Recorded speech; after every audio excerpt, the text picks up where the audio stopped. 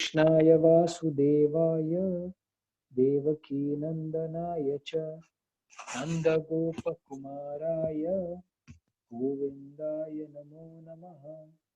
ॐ अज्ञानतिमिरन्धस्य ज्ञानाञ्जनशलाकया चक्षुरुन्मीलितं येन तस्मै श्रीगुरवे नमः।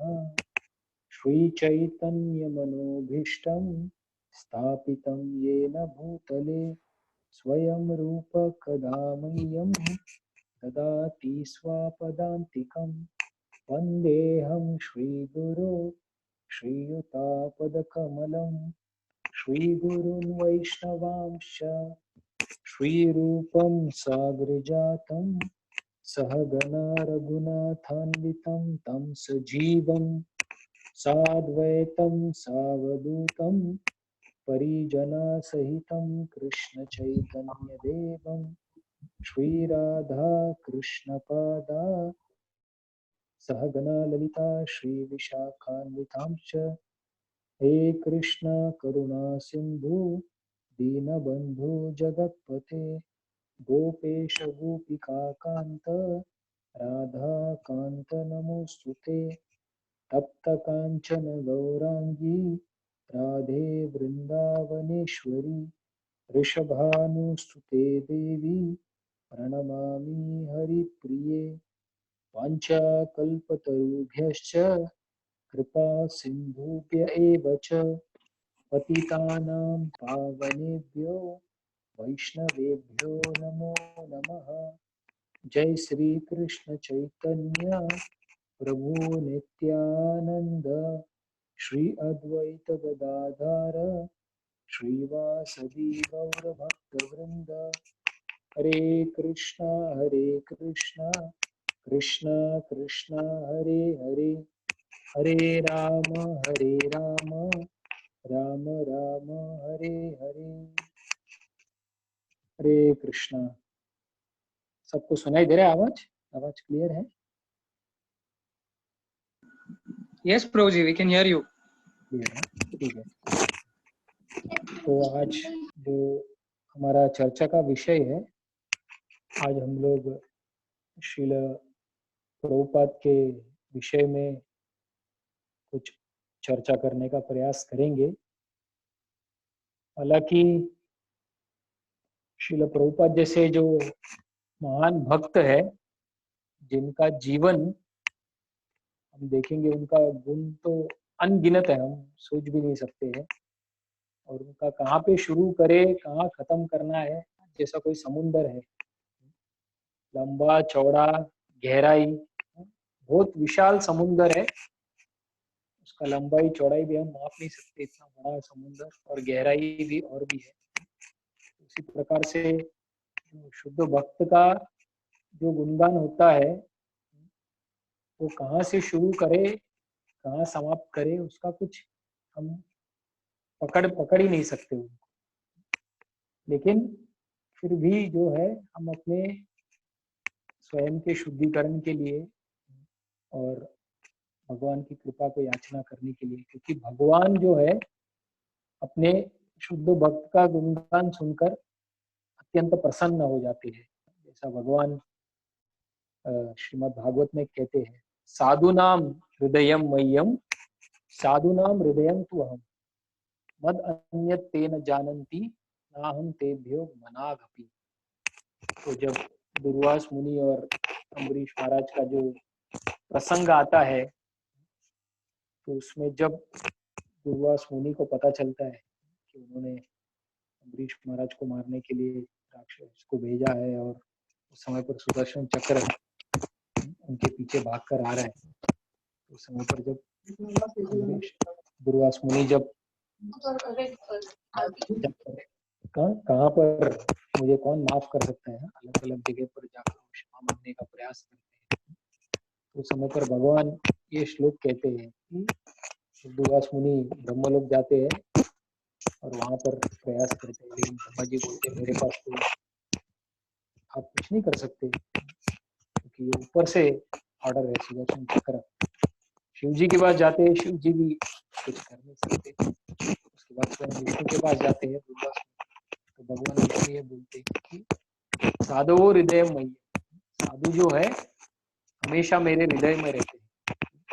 साधु नाम हृदय तो हम, और मैं जो हूँ दुर्वास ऋषि, मैं हमेशा अपने भक्तों के हृदय में रहता हूँ।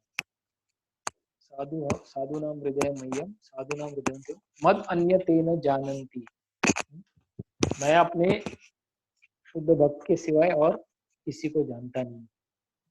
मद अन्य तेन जानन्ति हम तेभ्यो मनात्। इसीलिए जो शुद्ध भक्त होते हैं वो हमेशा भगवान कृष्ण के हृदय में रहते हैं। तो इसीलिए बताया जाता है श्रीमद् भागवत में कि अगर भगवान को संतुष्ट करना है तो अलग अलग माध्यम है, लेकिन उसमें से एक बहुत ही इजी पाथ, बहुत सरल मार्ग जो है वो बताते हैं कि भगवान के जो शुद्ध भक्त है उनका जब हम गुणगान करते हैं उससे भगवान अत्यंत प्रसन्न होते हैं। तो इसलिए भगवान बोलते हैं कि मुझसे भी ज्यादा जो मेरे भक्तों का गुणगान करता है वो मुझे ज्यादा और प्रसन्न है। तो ये भगवान का भाव है। भक्तों का भाव होता है वो भगवान को गुणगान करना चाहते हैं, वो भगवान का नाम को सब जगह पर प्रचार करना चाहते हैं और भगवान को यश को और अधिक से अधिक बढ़ाना चाहते हैं। लेकिन भगवान का इच्छा रहता है कि वो भक्तों के अधीन होना चाहते हैं। इसलिए भगवान का जो गुण हम देखते हैं भक्त वात्सल्यता, भक्त वात्सल्य वो एक गुण है जहाँ पर भक्त भगवान जो है अपने भक्तों के प्रेम के अधीन हो जाते हैं। तो वो एक गुण है भक्त वात्सल्यता। और उससे भी एक दूसरा गुण है वो है भृत्यवश्यता। तो भक्त वात्सल्यता में भगवान अपने भक्तों के साथ आदान प्रदान करते हैं, और भृत्यवश्यता में जो है जो भगवान है जो अपने भक्त है, भृत्य जो उनका दास है, उनके भक्त जो भी कुछ बोलते हैं भगवान उसके बंधन में आ जाते हैं, अपने शुद्ध भक्त का बंधन में आ जाते हैं। तो ये भगवान का और भी गुण है कि भगवान चाहते हैं कि जो उनका शुद्ध भक्त है वो पूरी तरीके से भगवान के ऊपर अपना अधिकार जमा सकता है। तो भगवान ज्यादातर कोई चाहता नहीं है कि अपना स्वयं का जो इंडिपेंडेंस है वो किसी के दूसरे के हाथ में दे, क्योंकि हमें पता नहीं है, हम अपने स्वयं का जीवन का जो हमारा कंट्रोल है वो किसी दूसरे व्यक्ति के हाथ में नहीं दे सकते हैं, क्योंकि पता नहीं कौन है, क्या है, कैसे करेगा। लेकिन भगवान जो है उनका जीवन का जो उनका स्वयं का जो इच्छा है उसका जो डोरी है, रस्सी, वो अपने शुद्ध भक्त के हाथों दे देते हैं कि ये भक्त ने अपनी भक्ति से इतना मुझे वश में कर दिया कि मैं ये भक्त का हाथों में कठपुतली, जैसा कठपुतली का हम उदाहरण दे सकते हैं कि कठपुतली जो है रस्सी से बंधी हुई रहती है, और जो उसको कठपुतलिया है जो नचाने वाला व्यक्ति वो जिस हिसाब से नचाना चाहेगा उस हिसाब से वो कठपुतली नाचते रहेगी। जैसा प्रभुपाद उदाहरण देते थे, वो 3 गुण जो है इस भौतिक जगत में, वो सत्वगुण, रजोगुण, तमोगुण, दुर्गा देवी, और वो 3 गुणों जो कठपुतली के समान हम सबको नचा रही है। लेकिन शुद्ध भक्त का पूरा उल्टा है। भगवान जो है कि शुद्ध भक्त के हाथों पर एक कठपुतली बनने के लिए तैयार हो जाते हैं कि जैसा चाहो आप मुझे नचा सकते। शुद्ध भक्त जो है भगवान के हाथों में एक कठपुतली बनना चाहता है। जैसे प्रभुपाद जो हार्बर शिप में जब जाते थे तो उन्होंने किताब, एक पोयम प्रभुपाद ने लिखा जिसका नाम था मार्किने भागवत धर्म। तो प्रभुपाद उसमें अलग अलग लेख लिख रहे उसमें, और फिर लास्ट में लिखते हैं कि ये भगवान मुझे पता नहीं है कि आप मुझे ये पाश्चात्य देश में क्यों भेज रहे हो, क्योंकि मेरा तो कोई योग्यता नहीं है यहाँ पर जाने का, लेकिन आप मुझे भेज रहे मतलब कुछ तो इच्छा होगा आपका, इसलिए आप मुझे भेज रहे इतना 70 साल की उम्र में। मेरे पास तो भक्ति भी नहीं है और मुझे तो ज्ञान भी नहीं है। भक्ति नाही वेद न्यायी नामे खूब बरो, भक्ति वेदांत नाम एबे सार्थक करो। लेकिन मुझे भक्ति वेदांत करके नाम दिए है, तो अभी आप ये नाम सार्थक आप करो। नचाओ नचाओ प्रभु, नचाओ से मती। प्रभुपाद का हमेशा चेतना ये था कि मैं आपके हाथों में कठपुतली बनना चाहता हूँ। ये भगवान मुझे पता नहीं है आपकी इच्छा क्या है। तो जब भगवान देखते हैं कि शुद्ध भक्त जो है मेरे हाथों से कठपुतली बनने के लिए तैयार है, तो भगवान उससे वशीभूत हो जाते हैं।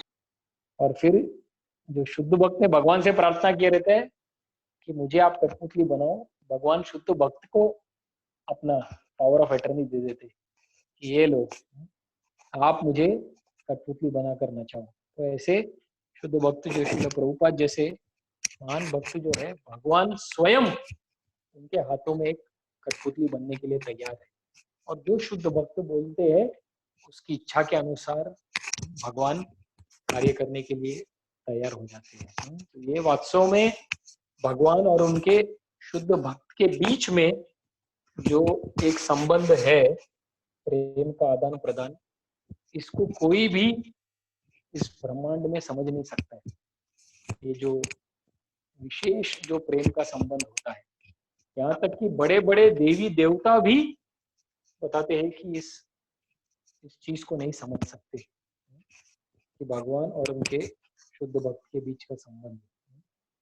उसी प्रकार से हम देखते हैं श्रील प्रभुपाद जैसे ही एक भगवान तो चैतन्य महाप्रभु के एक दृष्टिकोण से देखेंगे तो मोरा सेनापति चैतन्य महाप्रभु ने पूरा 500 साल पहले जब चैतन्य महाप्रभु ने इस कृष्ण भक्ति का जो प्रचार है, जो विशेष रूप से हरिनाम संकीर्तन के माध्यम से होगा, जब महाप्रभु स्वयं सब जगह पर जाकर प्रचार किया था, तो फिर उस समय पर महाप्रभु ने घोषणा किया था मोरा सेनापति भक्त जो आएगा और आगे चल के वो पूरे विश्व भर में पृथ्वी आच्छाद नगरादि ग्राम सर्वत्र प्रचार हो मोरना। तो वो सेनापति भक्त जो है सो पूरे विश्व भर में जाकर मेरा नाम का प्रचार करेगा। प्रभुपाद कोई साधारण व्यक्ति नहीं थे,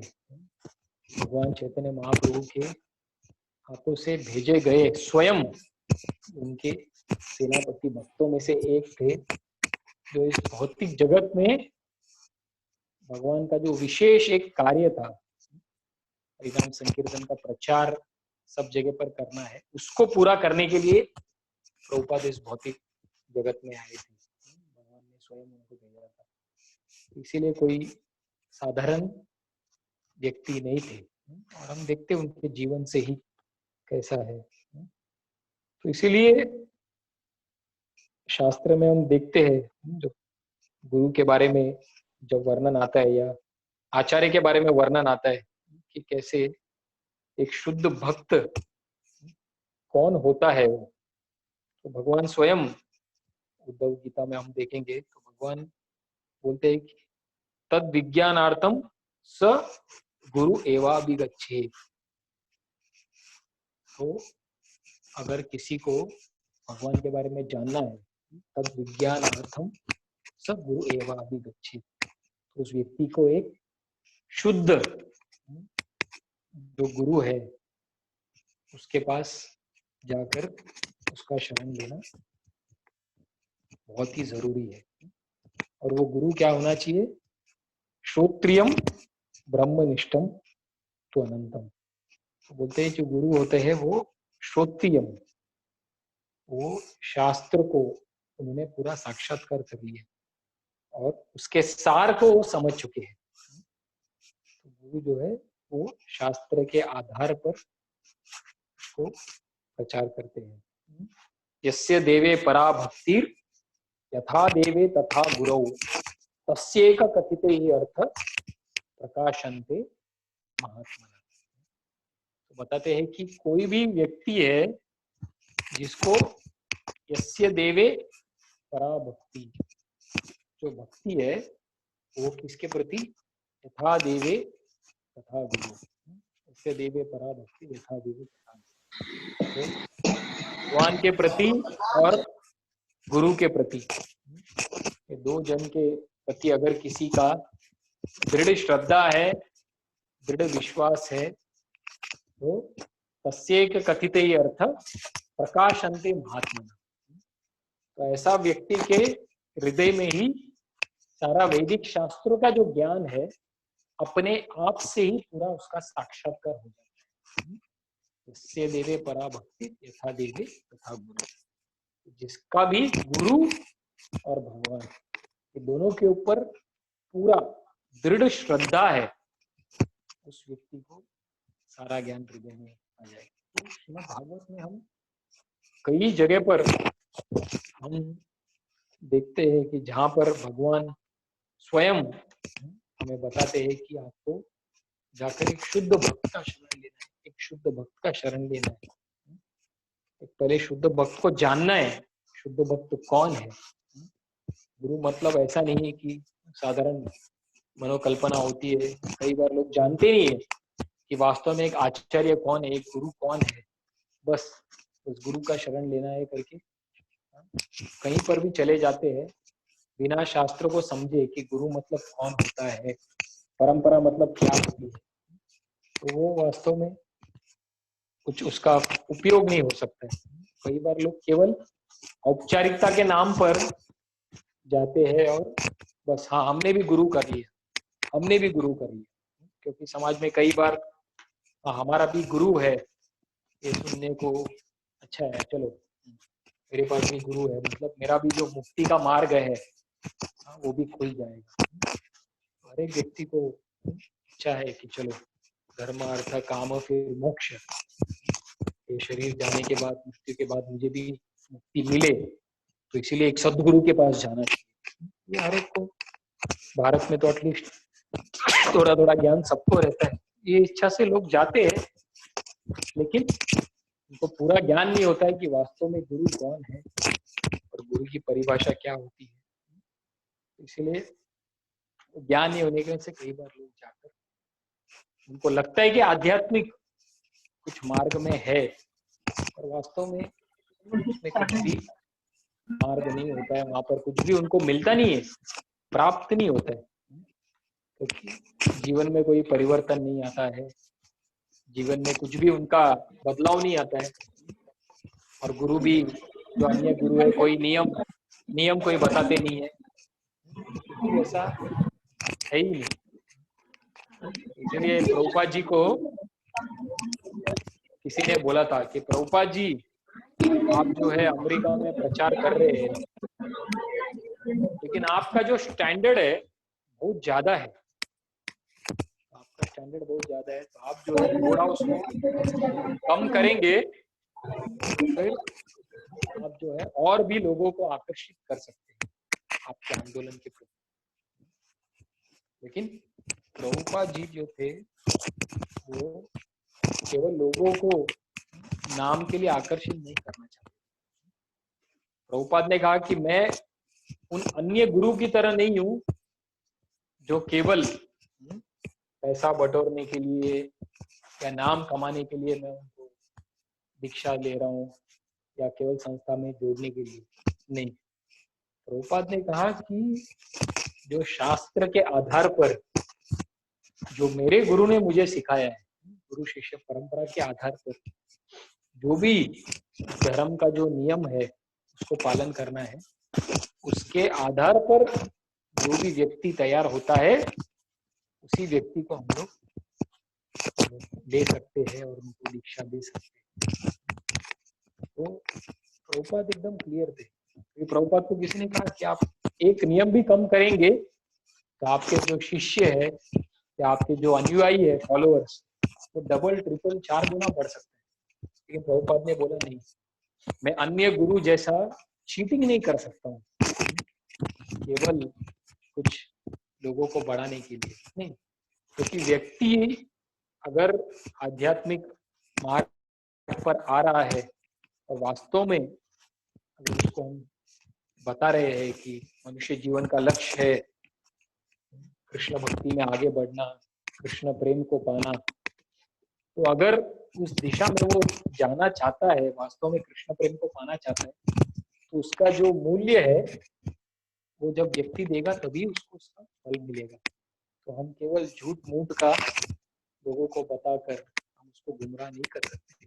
तो ये हमारे सिद्धांत के विरुद्ध है। तो इसलिए प्रभुपाद जी हमेशा एकदम अपने जगह पर एकदम स्थित थे, कहीं पर भी उन्होंने कुछ भी कॉम्प्रोमाइज नहीं किया था। तो इसलिए पता था कि ऐसे शुद्ध भक्त का जब हम गुणगान करते हैं तो वास्तव में जो है बहुत ही पवित्र चीज होता है। तो इसलिए प्रभुपाद जी का गुणगान का मैं जो प्रभुपाद का लीलामृत है, तो लीलामृत का जो पहला वॉल्यूम में वहां से शुरू होता है, तो मैं वही पढ़ रहा था प्रभुपाद जी का, उनके बचपन का, कॉलेज के दिनों का। तो मैं सोचा कि वहां से हम लोग थोड़ा प्रभुपाद जी का जो जन्म से लेकर, लीलामृत तो बहुत बड़ा है, लेकिन जन्म से लेके कुछ 2-3-4 अध्याय जितना हम लोग कुछ समय पर हम लोग मनन कर सकते हैं, सुन सकते हैं प्रभुपाद की लीला के बारे में, तो उतना हम लोग चर्चा करने का प्रयास करेंगे। तो पहला जो लीलामृत का जो वॉल्यूम है, जैसे प्रभुपाद लीलामृत हम जानते हैं कि प्रभुपाद के जो वरिष्ठ शिष्य थे श्रील सत्स्वरूप दास गोस्वामी महाराज, तो इन्होंने श्रील प्रभुपाद जी का जो लीलामृत है उसको उन्होंने लिखा बहुत ही सुंदर तरीके से। और एक और विशेषता है श्रील प्रभुपाद जी के बारे में कि प्रभुपाद जी का गुणगान के ऊपर अन्य प्रभुपाद के शिष्यों ने कई सारी किताबें लिखी है। जैसा ये एक किताब है जो प्रभुपाद के एक वरिष्ठ शिष्य सत्स्वरूप दास गोस्वामी महाराज ने लिखा, और एक प्रभुपाद के शिष्य श्याम सुंदर प्रभु, उन्होंने एक किताब लिखा है चेजिंग द राइनोस विथ स्वामी करके, उन्होंने एक किताब लिखा है। फिर एक प्रभुपाद के शिष्य हरि शौरी प्रभु, उन्होंने ट्रांसेंडेंटल डायरी करके प्रभुपाद के बारे में लिखा है। तो ऐसा अगर देखेंगे कहीं पर, तो मैं सुना था कि बताए थे कि अगर ऐसा कोई एक व्यक्ति है पूरे इस दुनिया में जिसके ऊपर उनके शिष्यों ने गुणगान करते हुए किताब लिखा है, तो केवल वो एक ही है, वो है श्रील प्रभुपाद।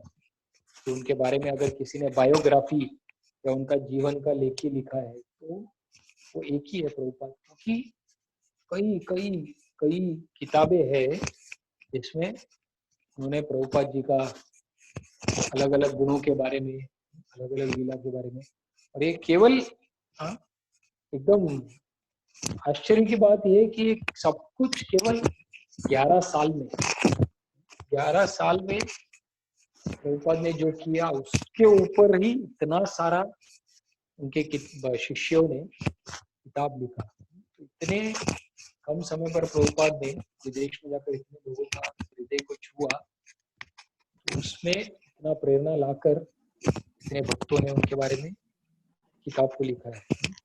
तो इसीलिए जो लीलामृत का जो पहला वॉल्यूम है, लीलामृत में 6 वॉल्यूम है, तो उसमें जो पहला वॉल्यूम है उसका जो टाइटल है वो है a life time in preparation, ऐसा करके उसका टाइटल है, जीवन भर की तैयारी। Hare Krishna. Prabhuji, Hare there is a Krishna. little disturbance, probably on the microphone side. There's a slight, disturbance which is coming. अच्छा, okay, it is still coming, it is not clear. Yeah, now it is better, Prabhuji. Okay okay, I was walking may be because of that. Yeah. Let's see अभी बैठ के। तो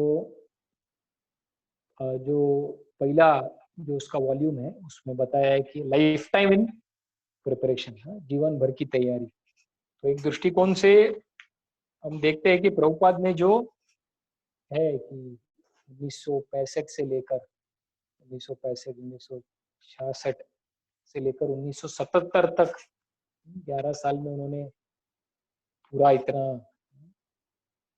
Hare Krishna explosion, जो explosion हुआ था उस समय पर और उसके बाद आज भी चल रहा है। प्रभुपाद जाने के बाद भी उनके शिष्यों ने आगे इस हरे कृष्ण आंदोलन को चलाकर और मंदिर बढ़ रहे हैं, भक्त लोग जुड़ रहे हैं, कई सारे सेंटर आ रहे हैं। लेकिन इसका पूरा जो एक फाउंडेशन बोलते हैं, हालांकि ऐसे लगता है कि बाहर से 11 साल में प्रभुपाद ने किया, लेकिन उसको पूरा तैयारी, ये पहला वॉल्यूम में है लाइफ टाइम इन प्रिपरेशन, वो तैयारी था पूरा जीवन भर का। प्रभुपाद जी का स्टार्टिंग से लेकर एक दृष्टिकोण में उन्होंने तैयारी किया था अंदर से। तो प्रभुपाद को दो दृष्टिकोण से देख सकते हैं। एक दृष्टिकोण से अगर हम देखेंगे कि अरे चैतन्य महाप्रभु ने इनको भेजा शुद्ध भक्त के पहले से, तो वो दृष्टिकोण से अगर हम देखेंगे तो फिर हम उनसे कभी कुछ सीख नहीं पाएंगे। अगर ट्रांसेंडेंटल व्यू, दिव्यत्व से देखेंगे तो। लेकिन अगर हम एक साधारण दृष्टिकोण से देखेंगे तो वहां से हमको बहुत सारा सीखने को मिलेगा, क्योंकि प्रभुपाद बोलते थे हमेशा कि do as I have done and speak as I have spoken. जैसा मैं बोल रहा हूं वैसा आप बोलिए, और जैसा मैं कार्य कर रहा हूं इस मिशन को, चैतन्य महाप्रभु का इस मिशन को आगे बढ़ाने के लिए, आप भी उसी तरीके से उस प्रचार कार्य को आगे बढ़ाने का योगदान कीजिए। इसलिए प्रभुपाद को अगर हम दिव्य रूप से अगर देखेंगे तो हमको लगेगा अरे प्रभुपाद जी तो शुद्ध भक्त थे, इसलिए वो ये कर पाए, तो हम तो ऐसा नहीं कर सकते। तो इसलिए प्रभुपाद जी ने ये दूसरा दृष्टिकोण भी दिया, जिसमें से वो हमेशा ये सिखाते थे कि देखो मैं एक 70 साल का बूढ़ा व्यक्ति हूँ, लेकिन अगर अकेला मैं इस सनातन धर्म का जो प्रचार जाकर मैं अकेला अगर इतना सब कर सकता हूँ, तो आप लोग तो इतने सारे भारतीय हैं, तो आप लोग सब एक साथ आएंगे तो आप लोग कितना कर सकते हैं। हम ये समाज को एक अलग दिशा दे सकते हैं। नहीं तो पूरे समाज में तो लोग दिशाहीन है, टोटली क्लूलेस, कंफ्यूज्ड। सब लोग एकदम भौतिक दृष्टिकोण से किसी को समझ नहीं लगा है कौन सी दिशा में जाना है। अभी तो हम देखते हैं लॉकडाउन का समय है अभी, अब किसी को पता नहीं कि आगे कैसा चलेगा, क्या चलेगा। तो बार बार हम, तो प्रभुपाद जी हमको बताते थे कि भौतिक जगत में सब लोग कंफ्यूजन में है, किसी को पता नहीं चल रहा है कौन सी दिशा में जाना है। और अलग अलग जो भी ऐसे इवेंट्स होता है उससे हमें वही चीज बार बार सीखने को मिलता है। जो प्रभुपाद जी ने हमको बताया था वो एकदम सही है। और हम देखते जा रहे कि कितना सारा कंफ्यूजन है, क्या है, कैसे कौन क्या कर रहा है, क्या चल रहा है, किसी को पता ही नहीं है। इसीलिए हम देखते हैं तो लाइफ टाइम इन प्रिपरेशन, तो प्रभुपाद जी का जो पहला वॉल्यूम का टाइटल है उसमें उसमें ज्यादातर प्रभुपाद जी का बचपन के बारे में, प्रभुपाद जी कॉलेज में जाना, और फिर प्रभुपाद जी का जो गांधी जी के मिशन में जुड़े हुए थे उसके बारे में बताया गया है। उसके बाद में फिर कैसे प्रभुपाद जी अपने गुरु श्रील भक्ति सिद्धांत सरस्वती ठाकुर को मिलते हैं उसके बारे में बताया। फिर प्रभुपाद जी कैसे अपने गौड़ीय मठ का जो भी प्रचार कार्य चल रहा है उसमें कैसे प्रभुपाद जी अपना योगदान देते थे उसके बारे में वर्णन किया गया है। उसके बाद आगे फिर भक्ति सिद्धांत सरस्वती ठाकुर गुजर जाते हैं और फिर कैसे प्रभुपाद धीरे धीरे करके अलग अलग तरीके से प्रचार करने का तैयारी कैसे करते हैं, झांसी में जाकर झांसी का सेंटर बनाने का। तो ये अलग अलग विषयों के बारे में, ये पहले जो लीलामृत का वॉल्यूम है इसमें आता है। तो हम थोड़ा थोड़ा करके संक्षिप्त रूप में हम देखने का प्रयास कर सकते हैं। तो बताया जाता है कि प्रभुपाद का जो जन्म है नंदोत्सव के दिन, जो विशेष दिन है, जन्माष्टमी के अगले दिन सब लोग, जन्माष्टमी का तो हम जानते ही है, जन्माष्टमी का उत्सव जोर शोर से सब जगह पर मनाया जाता है। कथा, कीर्तन, प्रसाद वितरण सब कुछ सब जगह पर धूमधाम से चल रहा होता है। और उसका अगले दिन तो सितंबर 1 1896 1896 के साल में, उस समय पर जो कलकत्ता में एक टॉलीगंज जो नाम का जगह होता है, वहां पर नंदोत्सव के दिन प्रभुपाद का जन्म होता है। तो इसीलिए जैसे प्रभुपाद का जन्म होता है उस समय पर जो उनके अंकल होते हैं वो बोलते हैं कि इनको हम लोग नंदूलाल बोलेंगे। नंद महाराज के पुत्र जो कृष्ण है, तो प्रभुपाद जी को भी हम नंदूलाल करके हम नाम से बुलाएंगे। लेकिन जो प्रभुपाद के जो पिता थे गौर मोहन दे और उनकी जो माता थी रजनी, उन्होंने बोला कि हम इनका नाम जो है अभय चरण करके हम रखेंगे। अभय चरण अर्थात जो हमेशा निर्भय रहता है। और निर्भयता कहाँ से आती है? भगवान कृष्ण का चरण कमल का आश्रय लेने से व्यक्ति निर्भय होता है। तो इसीलिए इनका नाम अभय चरण रखेंगे। जैसे एक भजन भी आता है, भजहु रे मन श्री नंद नंदन अभय चरणार विंद रे। तो जैसे इस भजन में बताया है कि कैसे मन को वैष्णवाचार्य सिखा रही थी कैसे हम अपने मन को ट्रेनिंग देना चाहिए। भजहु रे मन श्री नंद नंदन अभय चरणार विंद रे। और बहुत सुंदर उस भजन में है कि कैसे अलग अलग परिस्थिति भौतिक जगत में आती रहती है, कभी गर्मी, कभी ठंडी, कभी अच्छा, कभी बुरा, लेकिन हर परिस्थिति में जो है अभय चरण अरविंद, अभय चरण। तो प्रभुपाद जी का नाम उनके माता पिता ने अभय चरण दे करके उनका नाम पड़ा। और तुरंत वो होने के बाद, जैसे सबसे पहले बच्चे का जन्म होने के बाद जो उनका हॉरोस्कोप, जो भी बच्चे का जो कुंडली के बारे में बनाया जाता है, तो उनके पिता ने वो कुंडली बनाने का पूरा व्यवस्था किया था।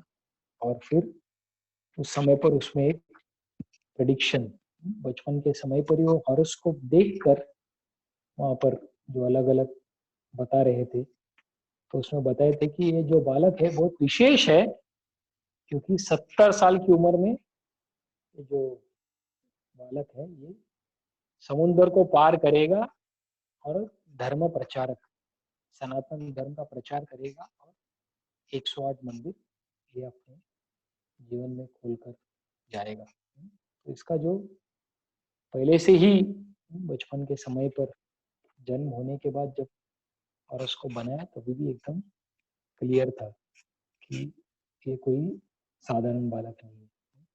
70 साल की उम्र में जाकर तो पहले से ही जो भविष्यवाणी उसका घोषणा हो गया था। और जैसे हम जानते हैं उस समय पर भारत पूरा जो ब्रिटिशर्स के राज में था। तो प्रभुपाद के जो पिता थे गौर मोहन दे और उनकी माता का नाम है रजनी। तो ये लोग जो मुलिक परिवार जो ब्रिटिश के साथ सोना और नमक इसके व्यवहार में ये लोग लगे रहते थे। तो ये इनका फैमिली का जो बिजनेस था, गौर मोहन दे प्रभुपाद के पिता और उनकी माता रजनी, तो वो उनका व्यवसाय था उसमें। और एक दुकान भी, कपड़े का दुकान था, ऐसा करके बताया। बताते कि बचपन में ही जो श्रील प्रभुपाद थे एक विशेष चीज अपने दिन में छोटे बालक जो अभय चरण, वो जब भी सोकर उठते थे तो प्रभुपाद जी बताते हैं कि उनका जो आंख खुलता था वो घंटी की आवाज सुनते सुनते। तो वहां पर देखते थे कि वो उनके जो पिता है अभय चरण, सुबह उठकर घर में राधा और कृष्ण, उनका जो अर्च विग्रह है, उनकी सेवा पूजा कर रहे हैं, आरती करते हुए वो देखते थे। जस्ट तो घंटी की आवाज से उनका सुनाई पड़ता था। तो प्रभुपाद जी हमेशा बोलते थे कि हर लोग सुबह उठने का जो डिंग डिंग डिंग करके घंटी का आवाज सुनकर सुनकर उठकर डायरेक्टली भगवान का डायरेक्ट दर्शन। तो बोलते हैं ना, सवेरे सवेरे उठकर पहला चीज हम देखते तो एकदम ऑस्पिशियस मानते हैं, इसलिए हम लोग मंगल आरती करते हैं सवेरे, क्योंकि मंगल आरती मतलब पूरा दिन जो है मंगलमय, ऑस्पिशियस दिन रहेगा। सुबह उठकर पहला हम लोग जो चीज देखते हैं, जो सुनते हैं, जो करते हैं, तो उसके हिसाब से वो हमारा आगे का जो दिन रहता है। तो इसलिए प्रोपा जी बताते हैं कि सुबह घंटी का आवाज सुनकर आँख खुलते ही डायरेक्ट डीटीज को, राधा कृष्ण को देखकर मेरा दिन शुरू होता था। तो ये प्रभुपाद के पिता का एक बहुत ही विशेष योगदान रहा है। प्रभुपाद जी हमेशा कहते हैं कि मेरे जो पिता थे उनका मेरे ऊपर एक विशेष अनुकंपा था, कि हमेशा जो ट्रेनिंग का जो चीज होता था वो हमेशा मेरे पिताजी के साइड से हुआ करता था, कि वो मुझे हमेशा ये इच्छा से मुझे पला बड़ा कर किया कि मैं जो है राधा रानी का एक विशेष भक्त बनूं, मैं भगवान कृष्ण का भक्ति करूं, मैं प्रचार करूं सनातन धर्म और श्रीमद् भागवत का। केवल उसी दिशा से मेरे पिताजी तो जो थे मुझे हमेशा से मार्गदर्शन देते थे और प्रेरणा वो देते थे अधिक। तो प्रभुपाद बताते थे कि उनकी माँ का जो इच्छा था वो थोड़ा अलग था।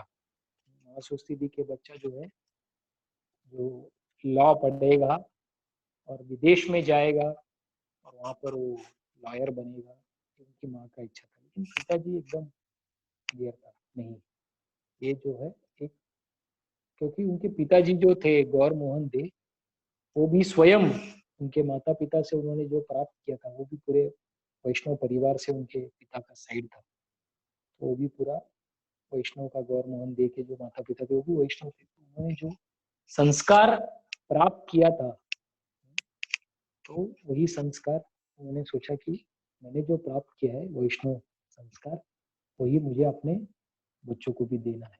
तो इसी उद्देश्य से उनके पिता उनको पाल पोस कर बड़ा करते थे। तो प्रभुपाद बताते हैं कि बचपन में वो जो थे, घर के पास में एक राधा गोविंद जी का एक मंदिर वहां पर था। हम लोग जब कलकत्ता गए थे कुछ वर्ष पहले, तो वहां पर काफी जगह है जहाँ पर हम लोग ने दर्शन किया। तो उसमें से एक जगह आज भी मैं याद है, ये राधा गोविंद मंदिर में मैं गया था। ये जब घटना पढ़ा था मैंने, तो पढ़ने के बाद मैंने बोला कि वो जगह पर जाकर दर्शन करना चाहिए। तो आज भी वहां पर राधा गोविंद जी का जो मेटल मेटल डीटीज है वहां पर अभी भी उपलब्ध है। जगह वहां पर पुजारी प्रार्थना करते, पूजा इत्यादि करते। तो प्रभुपाद जो थे वहां पर राधा गोविंद मंदिर में प्रतिदिन वहां पर जाते थे, और बताते हैं कि विशेष बात थी कि वो भगवान का अर्च विग्रह का दर्शन घंटों घंटों वहां पर खड़े रह के वो उस मूर्ति का दर्शन करते थे। प्रभुपाद जी का उस राधा गोविंद विग्रह के प्रति बचपन से ही एक विशेष आकर्षण निर्माण हो गया।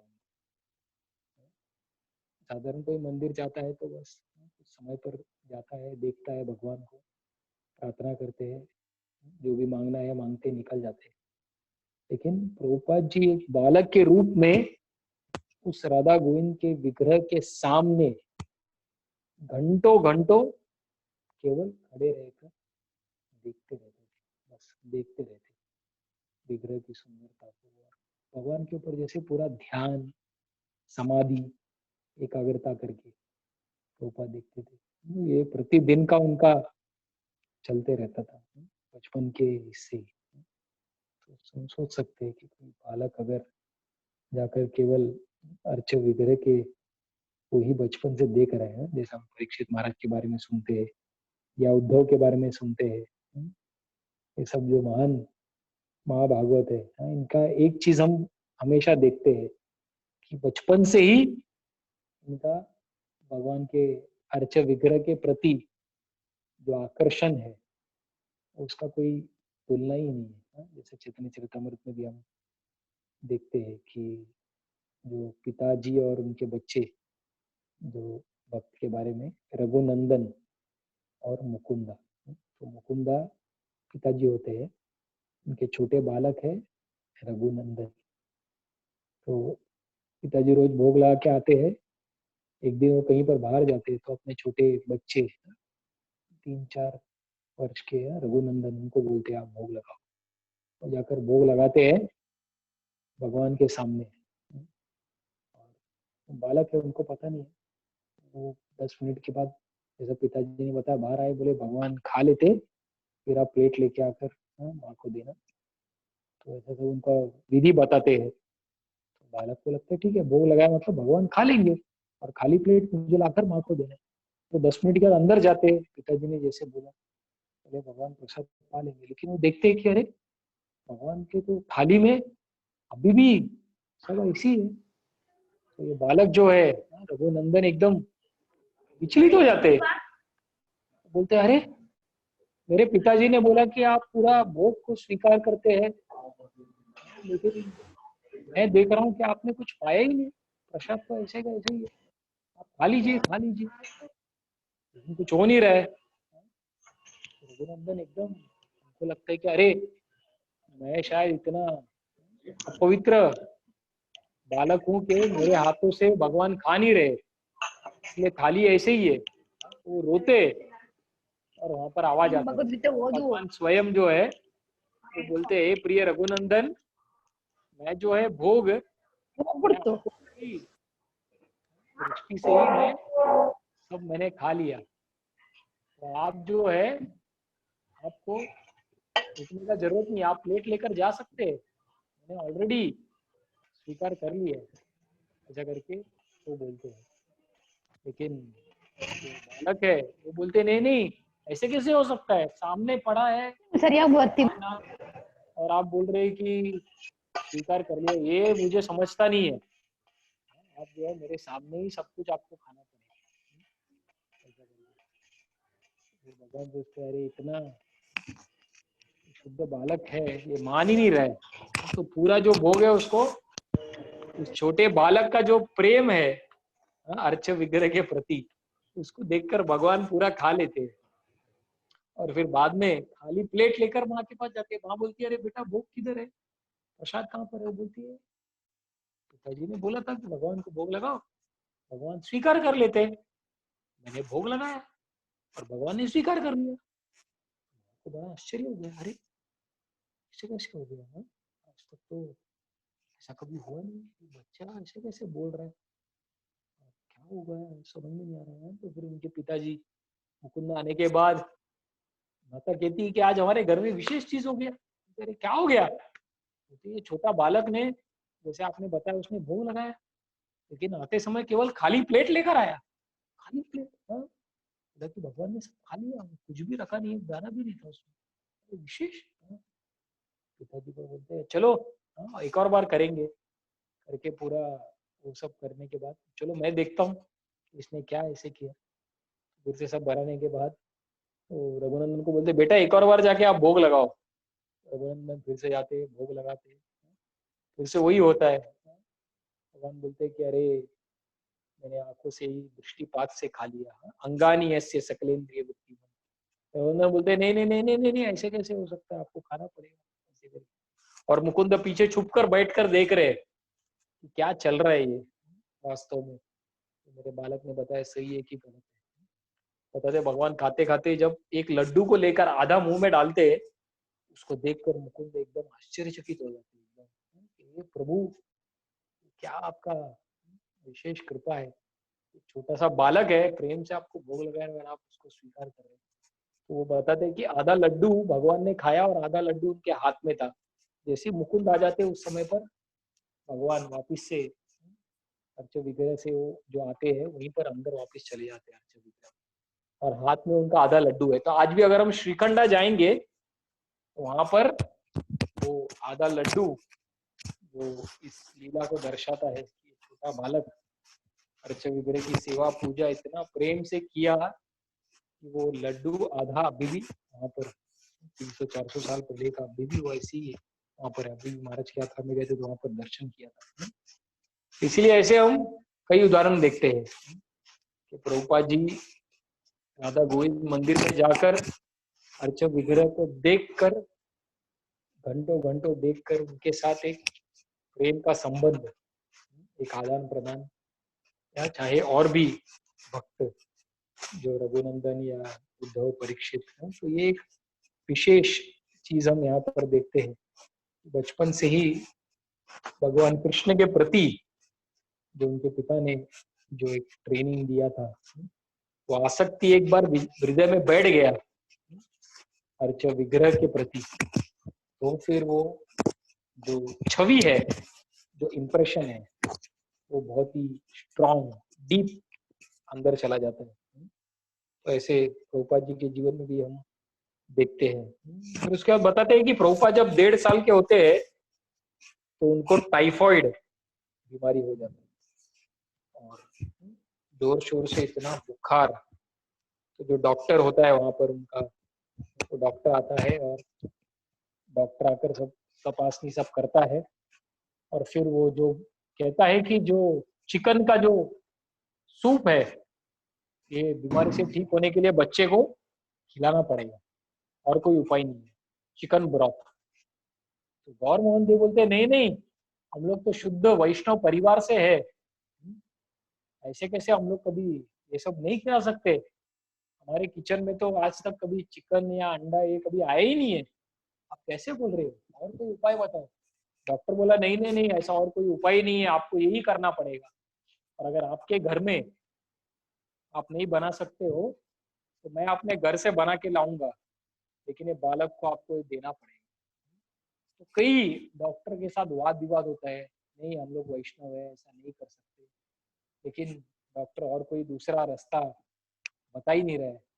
और फिर अगर ये नहीं देंगे तो फिर बच्चे का बीमारी ठीक नहीं होगा और बुखार बढ़ता जाएगा, फिर मैं जवाबदार नहीं हूँ, ऐसे करके डॉक्टर थोड़ा डरा देता है। फिर उनके माता पिता को समझ में नहीं आता अभी क्या करें, फिर वो मानते हैं चलो ठीक है, और आप बोल रहे हैं कि बच्चा नहीं बच सकता इसके सिवाय, तो आप जैसा ठीक समझे आप करिए। तो फिर डॉक्टर अपने घर से जो चिकन का सूप है उसको बना कर ला रहा है और अभय चरण को खिला रहा है, छोटे से 1.5 साल के बालक है।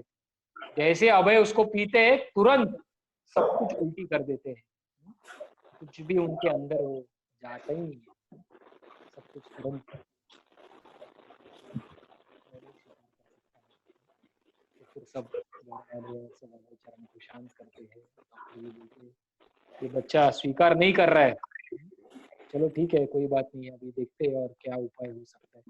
लेकिन कैसे अलग तरीके से फिर प्रभुपाद थोड़े दिन के बाद बालक अभय वो ठीक हो जाते हैं। बताते हैं कि जब वो 3 साल की उम्र के रहते हैं तभी उसको कहीं पर एक जोर से आग लगी हुई रहती है, बाल बाल छोटे अभय जलते जलते वो बच जाते हैं वहां पर।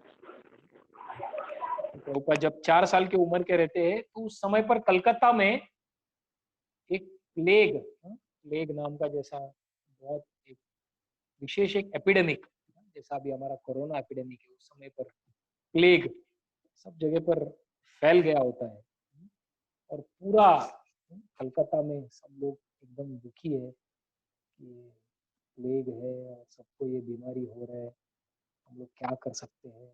इसको समझ में नहीं आ रहा था ये प्लेग कैसे जाएगा, इसका क्या सोल्यूशन है। तो उस समय वो बताते हैं कि कलकत्ता में एक बहुत बूढ़े बाबा जी होते हैं, तो वो बोलते हैं कि सारा समस्या का जो समाधान है वो हरिनाम संकीर्तन में है। हम लोग जो है हरिनाम संकीर्तन करेंगे, जिसको भी भाग लेना है भाग लीजिए, और हरिनाम संकीर्तन के माध्यम से हम इसको ठीक कर सकते हैं। जो भी अलग अलग जो बाधाएं आ रही है कलकत्ता में, हम उसको ठीक कर सकते हैं। तो बताते हैं कि वो बाबा जी जो थे हरिनाम हरे कृष्ण संकीर्तन करने के लिए रास्ते में निकले, और आश्चर्य की बात है कि सारे अलग अलग धर्म के भी लोग जो थे वहां पर, हाँ, कोई क्रिश्चियन थे, कोई मुस्लिम थे, हिंदू इत्यादि, सब लोग उस बाबा जी के साथ में ही सम्मिलित हो गए कि चलो हम साथ में नगर संकीर्तन में भाग लेते। और अलग अलग जगह पर जाते थे, तो एक दिन वो लोग गौर मोहन दे या जो अभय, छोटे अभय जो थे, उनके घर में आकर नगर संकीर्तन ने वहां पर हॉल्ट लिया एक दिन में, और वहां पर अभय चरण के घर के बाहर वहीं पर सोसाइटी में कीर्तन चल रहा था। और अभय चरण प्रभुपाद जी 4 साल की उम्र में उत्साह पूर्वक वो जाकर कीर्तन में नाच रहे और उत्साह के साथ वहां पर कीर्तन कर रहे हैं। 4 साल की उम्र में, और सब लोग आश्चर्यचकित हो गए, छोटे से बालक है, पहली बार देख रहे हैं नगर संकीर्तन हो रही, लेकिन इतना रुचि है 4 साल की उम्र, बचपन से ही प्रभुपाद जी का अर्च विग्रह के प्रति रुचि, हरिनाम संकीर्तन के प्रति उनका रुचि। और नगर संकीर्तन करते करते कुछ दिन के बाद बताते हैं कि वहाँ का जो जो प्लेग का जो बीमारी था वो धीरे धीरे धीरे करके वहाँ पर कम हो गया। ऐसा करके तो गौर मोहन दे जो थे वो भी बहुत ही सरल, प्रभुपाद जी के पिताजी बहुत सिंपल व्यक्ति थे। उनका जो कपड़े का दुकान था वहाँ पर जाते थे, आते थे, और रोज चैतन्य चरितामृत, श्रीमद् भागवतम पढ़ते थे, जपा करते थे, अर्च विग्रह की पूजा करते थे, और अभय चरण ये सब प्रतिदिन देखते थे। उनके पिताजी जो है चैतन्य चरितामृत भागवत पढ़ रहे, और उनके पिता का अभय से बहुत ही विशेष प्रेम था। इसलिए जैसा एक पिता का कर्तव्य बनता है कि बच्चा अगर कुछ गलती करे तो बच्चे को शिक्षा देना चाहिए या उनको चिल्लाना चाहिए, ताकि बच्चा जो है सही रास्ते पर चले, माता पिता का कर्तव्य। तो बताते हैं कि प्रभुपाद जी के जो पिता थे अभय चरण, आपने गौर मोहन दे, वो पहला प्रभुपाद को चिल्लाने के पहले प्रभुपाद से पहले क्षमा मांगते थे। वो बोलते थे कि आप मेरे पुत्र हो, तो इसलिए पिता होने के नाते मेरा कर्तव्य बनता है कि आप कुछ गलती करे अभय तो मैं आपको डांटूं, लेकिन कृपया करके मुझे क्षमा कीजिएगा। तो ऐसे कोई विशेष ही ऐसे होंगे कोई पिता जो पहले बच्चे से क्षमा मांग रहे, और क्षमा मांगने के बाद वो उनको ये कर रहे। फिर गौर मोहन देव बोलते थे अभय चरण को कि चैतन्य महाप्रभु के जो पिता थे जगन्नाथ मिश्रा, वो भी चैतन्य महाप्रभु का गलती होता था तो उनको डांटते थे। उसी प्रकार से मैं भी आपसे क्षमा मांग रहा हूँ, लेकिन मैं आपको फिर डांटने वाला हूँ करके उनको चिल्लाते थे कि ये गलती आपने किया, ऐसे करके। तो ये प्रभुपाद के पिता का जो प्रभुपाद के साथ एक विशेष आदान प्रदान हुआ करता था बचपन से। और प्रभुपाद देखते थे कि कैसे उनके पिताजी रोज कम से कम 4 या 5 जो साधु थे उनको घर में बुलाते थे।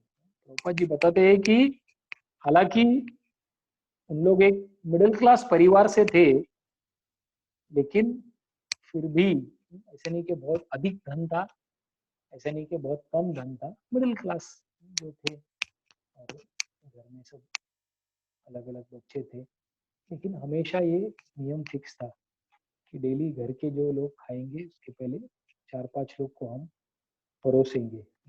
जो अतिथि आएंगे उनको परोसने के बाद फिर हम खाएंगे। तो ये हमेशा प्रभुपाद जी देखते थे कि उनके पिता ने हमेशा ये दान देने का, साधुओं को खिलाना और साधुओं को दान देना, इसका जो कल्चर था ये परिवार में हमेशा हुआ करता था। तो ये प्रभुपाद को मन में हमेशा से है कि साधु आते थे और प्रभुपाद जी उनके पिता उनको परोसते थे और दक्षिणा देकर फिर जाते समय पर साधु पूछते थे। उनके पिताजी उनको कहते थे कि आप जो है हमें आशीर्वाद दीजिए कि हमारा जो छोटा अभय है कि बड़ा चलकर श्रीमती राधा रानी का बहुत अच्छा भक्त बनेगा। बस हमारा और कोई भौतिक इच्छा नहीं है, केवल आपको जितना आशीर्वाद देना है तो आप हमसे। और सब लोग आशीर्वाद देकर जाते थे कि जैसे गौर मोहन आपकी इच्छा है, आपका जो बेटा है अभय चरण, ये एक राधा रानी का अच्छा भक्त बनना चाहिए। और प्रभुपाद जी बताते हैं कि उनके पिताजी उनको हमेशा ये शिक्षा देते थे, अभय को बुलाकर वो कहते थे कि बेटा अभय, भगवान के 10 हाथ है और हमारे 2 है। अगर भगवान हमसे कुछ चीज छीनना चाहते हैं तो हम 2 हाथ से कितना रोक सकते हैं, क्योंकि उनके 10 हाथ है, हमारे 2 ही हाथ है, वो सब कुछ हमसे छीन सकते हैं। लेकिन अगर भगवान हमको 10 हाथ से कुछ देना चाहते हैं तो हम 2 हाथ से कितना पकड़ सकते हैं। उनके पिताजी हमेशा ये शिक्षा प्रभुपाद को देते थे कि हमेशा जीवन में आप जो है हर परिस्थिति में भगवान के ऊपर आश्रित रहना, भगवान के ऊपर आस्था बना के रखना और उनकी क्या इच्छा है हमारे लिए, हर परिस्थिति में भगवान का हाथ देखना सीखो। तो ये एक विशेष ट्रेनिंग प्रभुपाद बताते हैं, उनके पिताजी उनको हमेशा देते थे कि हम हर परिस्थिति में, चाहे सुख है चाहे दुख है, लेकिन हर परिस्थिति में ये सीखो कि भगवान हमें क्या सिखा रहे हैं, इसमें से हमें क्या सीखना है। आज हमें भगवान ने क्या सिखाया, अगले दिन हमें भगवान क्या सिखा रहे हैं। तो हर एक क्षण जो है जीवन में, हर परिस्थिति के माध्यम से भगवान हमें कुछ सिखाना चाहते हैं। तो हमेशा भगवान का हाथ हर परिस्थिति में देखने का प्रयास करो। तो ये हमेशा गोपा जी बताते हैं कि गौर मोहन जी ने उनको ये सिखाया था। और प्रभुपाद बताते थे कि कैसे गौर मोहन दे का विशेष प्रेम प्रभुपाद के प्रति हमेशा रहता था। तो एक घटना बताते हैं कि एक दिन प्रभुपाद जी की इच्छा थी कि उनको कचौरी खाना है।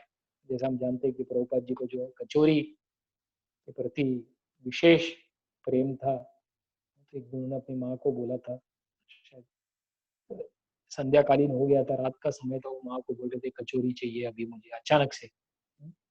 माँ ने बोला नहीं नहीं अभी संभव नहीं है कचौरी बनाना, क्योंकि अलग अलग ये कारण है, ऐसा करके अलग अलग प्रोपा जी काफी रट लगा कर रखे थे, लेकिन उनको माँ ने बना के नहीं दिया। और फिर माँ ने उनको जबरदस्ती छोटे भाई को जाकर बोला अभी आप सो जाओ, फिर हम बाद में देखेंगे। और वो सो गए। और फिर कुछ समय के बाद उनके पिताजी आते हैं। पिताजी आने का तुरंत माँ को पूछते हैं अभय कहाँ पर है, क्या कर रहा है। उनकी माँ ने बताया कि ऐसे ऐसे परेशान कर रहा था, उसको कचौरी चाहिए ये चाहिए करके, तो मैंने उसको सुला दिया अभी जाकर। पिता ने कहा अरे अभय की इच्छा है कचौरी खाने की तो आपको खिलाना चाहिए, तो मैं जाकर बनाता हूँ।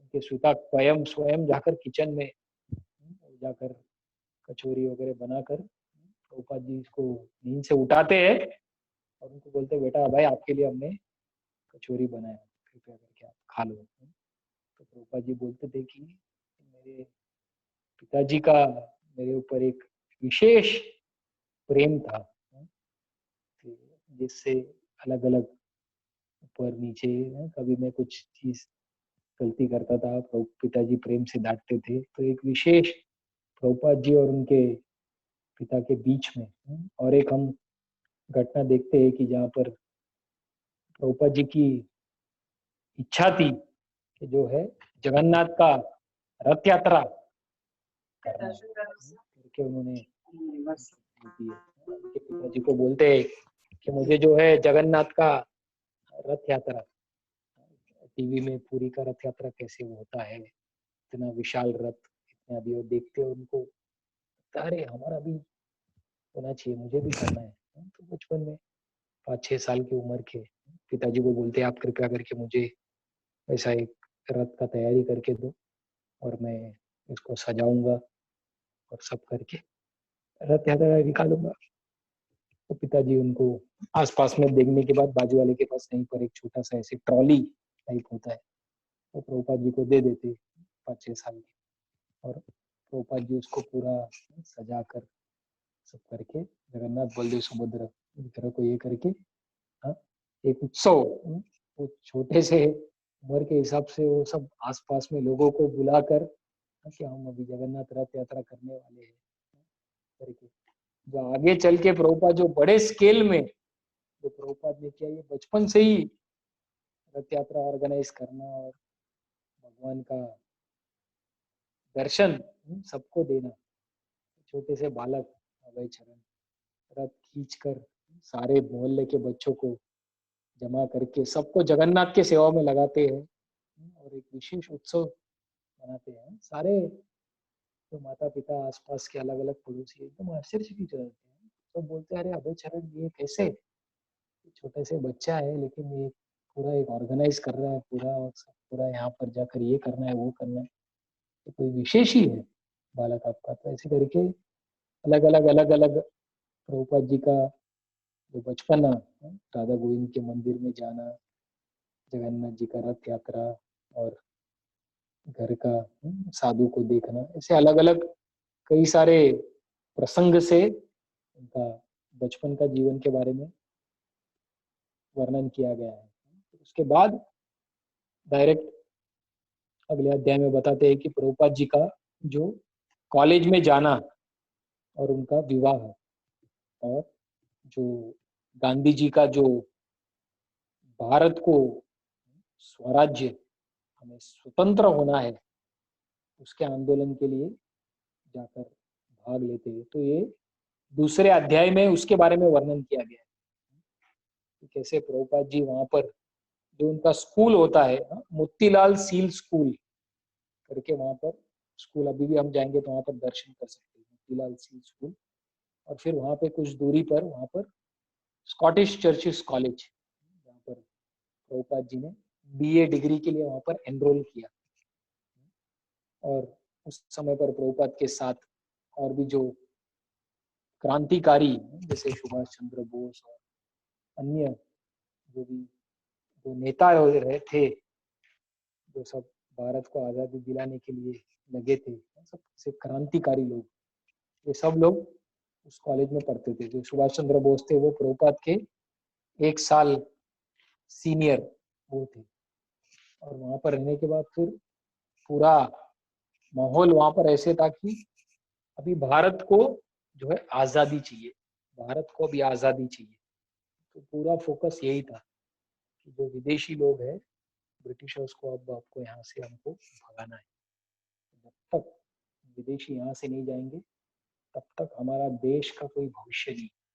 ऐसे करके सब जगह पर वो नारा लगाए रहते थे। और गांधी जी का भी उस समय पर सब अलग अलग सब चल रहा था। तो फिर उसी समय पर प्रभुपाद जी जब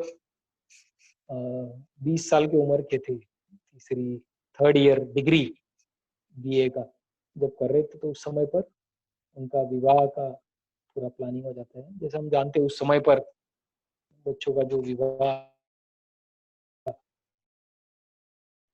एक चाइल्ड मैरिज का एक कंसेप्ट हुआ करता था, जहाँ पर बचपन से ही एक दृष्टिकोण से पुरुष और स्त्री उनको पहले बता देते थे ये था। तो एक दृष्टिकोण से एकदम ये था कि बताते हैं कि जो स्त्री है उसको, वो लड़की को पता था कि ये मेरा आगे चलकर इसके साथ विवाह होने वाला है।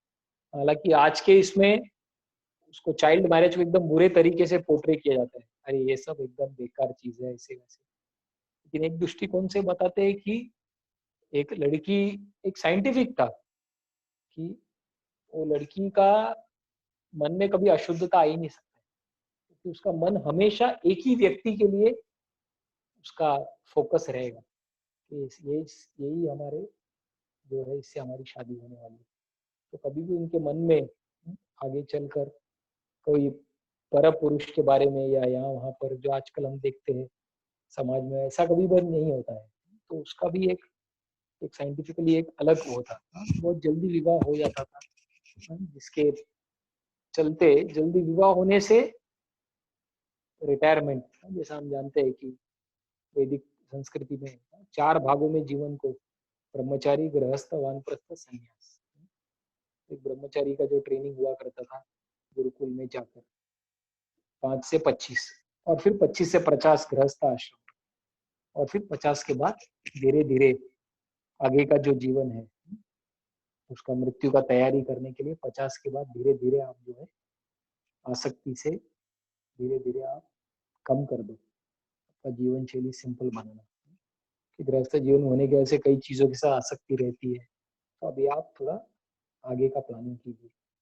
तो उसके हिसाब से पूरा ट्रेनिंग दिया करता था। तो इस हिसाब से बचपन में जल्दी शादी हो जाता था, तो बच्चे भी जल्दी बड़े हो जाते थे। तो फिर व्यक्ति 50 साल की उम्र के बाद धीरे धीरे उसके हिसाब से वो वानप्रस्थ जीवन की ओर या ज्यादा से ज्यादा समय भक्ति करने के लिए वो समय निकाल सकता था। तो ये एकदम बहुत ही अच्छा सिस्टम था। लेकिन आज अभी वैसा उतना हम दिखते नहीं है कि इतना जल्दी कोई विवाह करता है। पुरुष को भी देरी हो जाती है, स्त्री को भी देरी हो जाती है। फिर उसकी वजह से आगे का जो कई सारी चीजों में जो प्रॉब्लम होता है, जल्दी रिटायर नहीं हो पाते। तो प्रभुपाद जी का 20 साल की उम्र में ही उनकी पत्नी का 14-15, तो उस समय पे ही उनका जो है विवाह तैयार हो जाता है। और उस समय पर प्रभुपाद जी का मेन गांधी जी और सुभाष चंद्र बोस तो बोलते हैं कि इतना तक प्रभुपाद जी उसमें घुस गए थे कि उनका जो डिग्री था, जो ग्रेजुएशन का डिग्री था, वो भी उन्होंने त्याग दिया कि नहीं लेना है। इन लोगों से डिग्री प्राप्त करके वो क्या करते हैं, केवल उस डिग्री को लेकर व्यक्ति एक एक कंपनी से दूसरा कंपनी, अलग अलग कंपनी में जाकर एक शूद्र की तरह नौकरी करता रहेंगे। अगर ऐसा हम लोग डिग्री प्राप्त करेंगे तो इनसे, तो उसमें कभी भी जैसा ब्राह्मण होता है वो इंडिपेंडेंट होता है, क्योंकि ब्राह्मण हमेशा वो शास्त्र के हिसाब से कार्य करता है। लेकिन प्रभुपाद बताते थे कि कैसे कोई डिग्री प्राप्त करते, कोई दूसरे के लिए अगर कोई काम करता है एम्प्लॉयमेंट, तो वो दूसरा व्यक्ति जैसे बोल रहा है उसके हिसाब से कार्य करना पड़ता है। तो फिर कभी कुछ गलत फर्म, जो कंपनी है कुछ गलत प्रोजेक्ट में भी लगी रहती है जहाँ पर 4 नियम टूटा हुआ रहता है, तो उसके भी हम भागीदार बनते हैं। इसीलिए जो थे प्रभुपाद ने चौथे ईयर में अपना जो डिग्री है उसको त्याग दिया, और फिर वहां से आगे चलकर वो पूरा उनका फोकस उस समय पर एक ही रहता है कि सुभाष चंद्र बोस गांधी जी के साथ मिलकर कैसे भारत को आजादी दिलाएंगे, भारत को आजादी दिलाएंगे। और एकदम तीव्रता से उस दिशा में वो आगे चलते हुए रहते हैं। लेकिन एक जीवन में एक और अलग मोड़ आता है, जहां पर एक दिन उनके जो मित्र होते हैं नरेंद्र करके, नरेंद्र या नरेंद्र, वो एक दिन अभय चरण को मिलते हैं और बोलते हैं कि अभय चरण, अभय चरण, मैं आपको एक जगह पर लेकर चलना चाहता हूँ। अभय चरण बोलते हैं कहाँ पर लेकर जाना चाहते हो?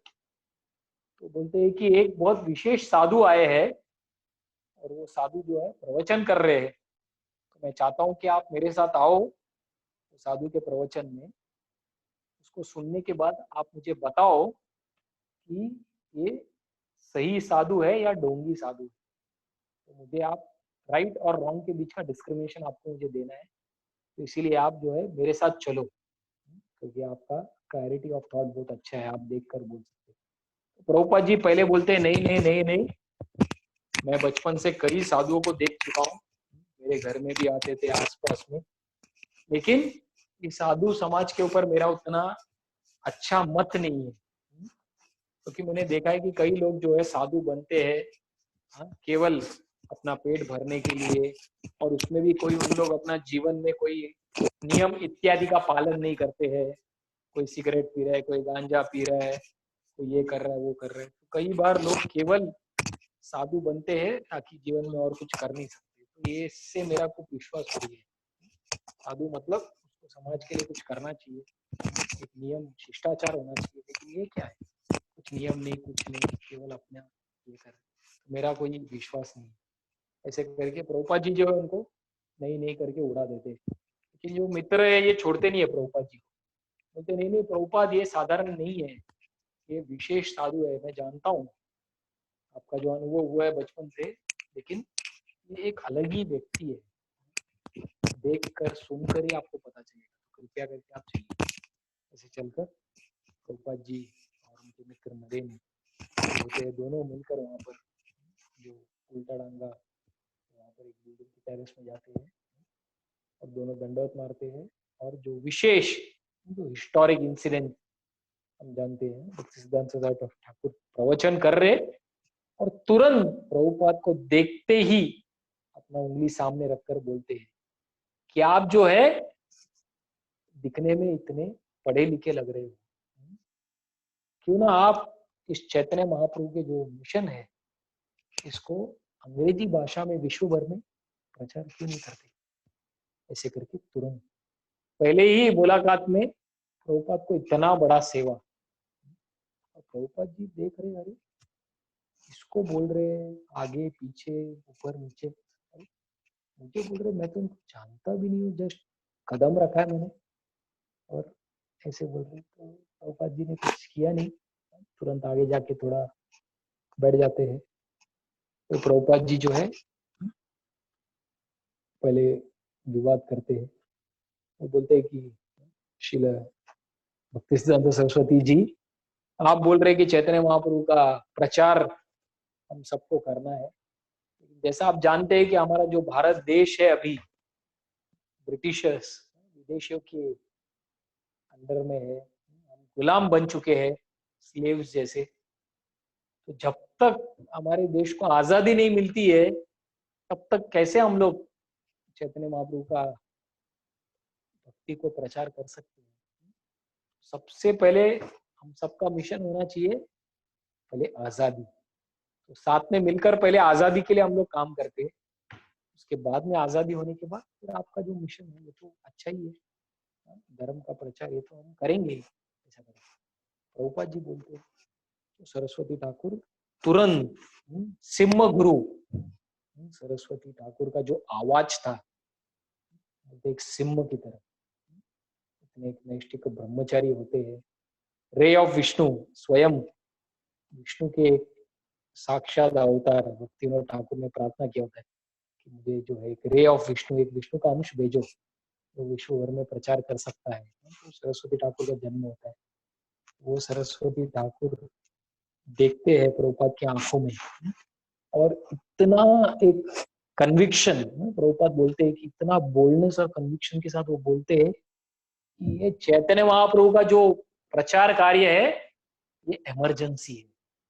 इमरजेंसी जैसा कहीं पर कुछ आग लगता है तो सबसे पहला इमरजेंसी है कि उस आग को बुझाना, उसके बाद ही अन्य बाकी सब चीज के बारे में हम सोच सकते हैं। तो ऐसे ही चैतन्य महाप्रभु का जो प्रचार आंदोलन है वो इमरजेंसी कार्य है, बाकी सब चीज जो है वो बाद में, कोई भी अर्जेंट नहीं है वो। और रही ये पॉलिटिक्स की बात, ये हमेशा जो है बदलता रहेगा। आप अभी बोल रहे हैं कि जो विदेशी आकर भारतीय को शोषण कर रहे हैं इसलिए हमको आजादी चाहिए, लेकिन कल भारत आजाद होने के बाद भारत के लोग भारत के शोषण करेंगे, ज्यादा कोई ये भौतिक जगत में ज्यादा परिवर्तन ज्यादा एक्सपेक्ट मत करो। तो इसीलिए जो है ये अर्जेंट है। ऐसे करके पूरा एक कन्विक्शन के साथ सरस्वती ठाकुर प्रभुपाद को बोलते हैं। और प्रभुपाद जो जीवन भर में एक नेता रह चुके हैं, स्वयं बचपन से ही वो लीडर थे, तो प्रभुपाद अगर कुछ एक आर्गुमेंट पेश करते थे तो उसके सामने और कोई मुंह नहीं खोल सकता था, वो कंक्लूजन था उसका। लेकिन कॉलेज में स्कूल में हमेशा प्रभुपाद एक लीडर रहे, लेकिन आज पहली बार प्रभुपाद ने जब ऐसा एक उत्तर सुना कि ये सबसे अर्जेंट है, संसार दावा नल, आग लगाए तो उसको बुझाना जरूरी है, बाकी सब चीज बदलता रहेगा। भौतिक जगत का जो सिस्टम है वो ज्यादा बदलने वाला नहीं है, अलग अलग दुख है ये वो आने ही वाला है, तो हमको इस पे फोकस करना है। तो वो चीज एक बाण की तरह, एक तीर की तरह प्रभुपाद के हृदय में चुभ जाता है।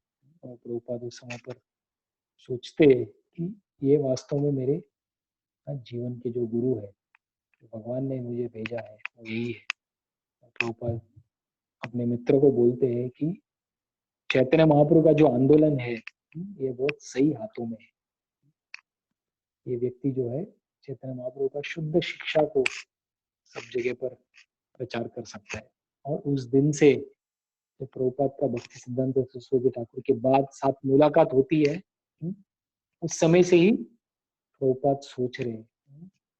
अब तक प्रभुपाद के जीवन में एक मिशन था, देश के लिए लड़ना और ये करना। अभी प्रभुपाद जी अभी इस दिशा में सोचने का शुरू किए कि कैसे वैष्णव धर्म का प्रचार अधिक से अधिक ज्यादा जगह पर हम लोग कर सकते हैं। उसके बारे में वो विचार कर रहे हैं कि कैसे प्रचार को आगे बढ़ाया जाए, कैसे मैं कैसे प्रचार कर सकता हूँ, मैं इस प्रचार मिशन में कैसे योगदान दे सकता हूँ, ऐसे प्रभुपाद हमेशा सोच रहे। फिर वो सोचते हैं कि शायद थोड़ा समय के बाद अगर विदेशी लोग चले जाएंगे तो थोड़ा अनुकूल वातावरण बनेगा, तो प्रचार करना थोड़ा आसान रहेगा। तो मैं थोड़ा समय के लिए रुकूं क्या, वो एक ईर्ष्या से उनके मन में चल रहा है।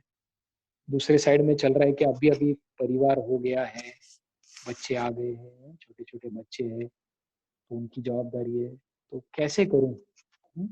लेकिन हृदय में उन्होंने ठान लिया है कि अभी जो है, अभी मुझे इसके ऊपर ही ज्यादा फोकस करना है। लेकिन अभी दो चीज उनके मन में है कि कैसे इंडिपेंडेंस होने के बाद करे या अभी करे, और परिवार का जो जवाबदारी है उसको कैसे पूरा करूं।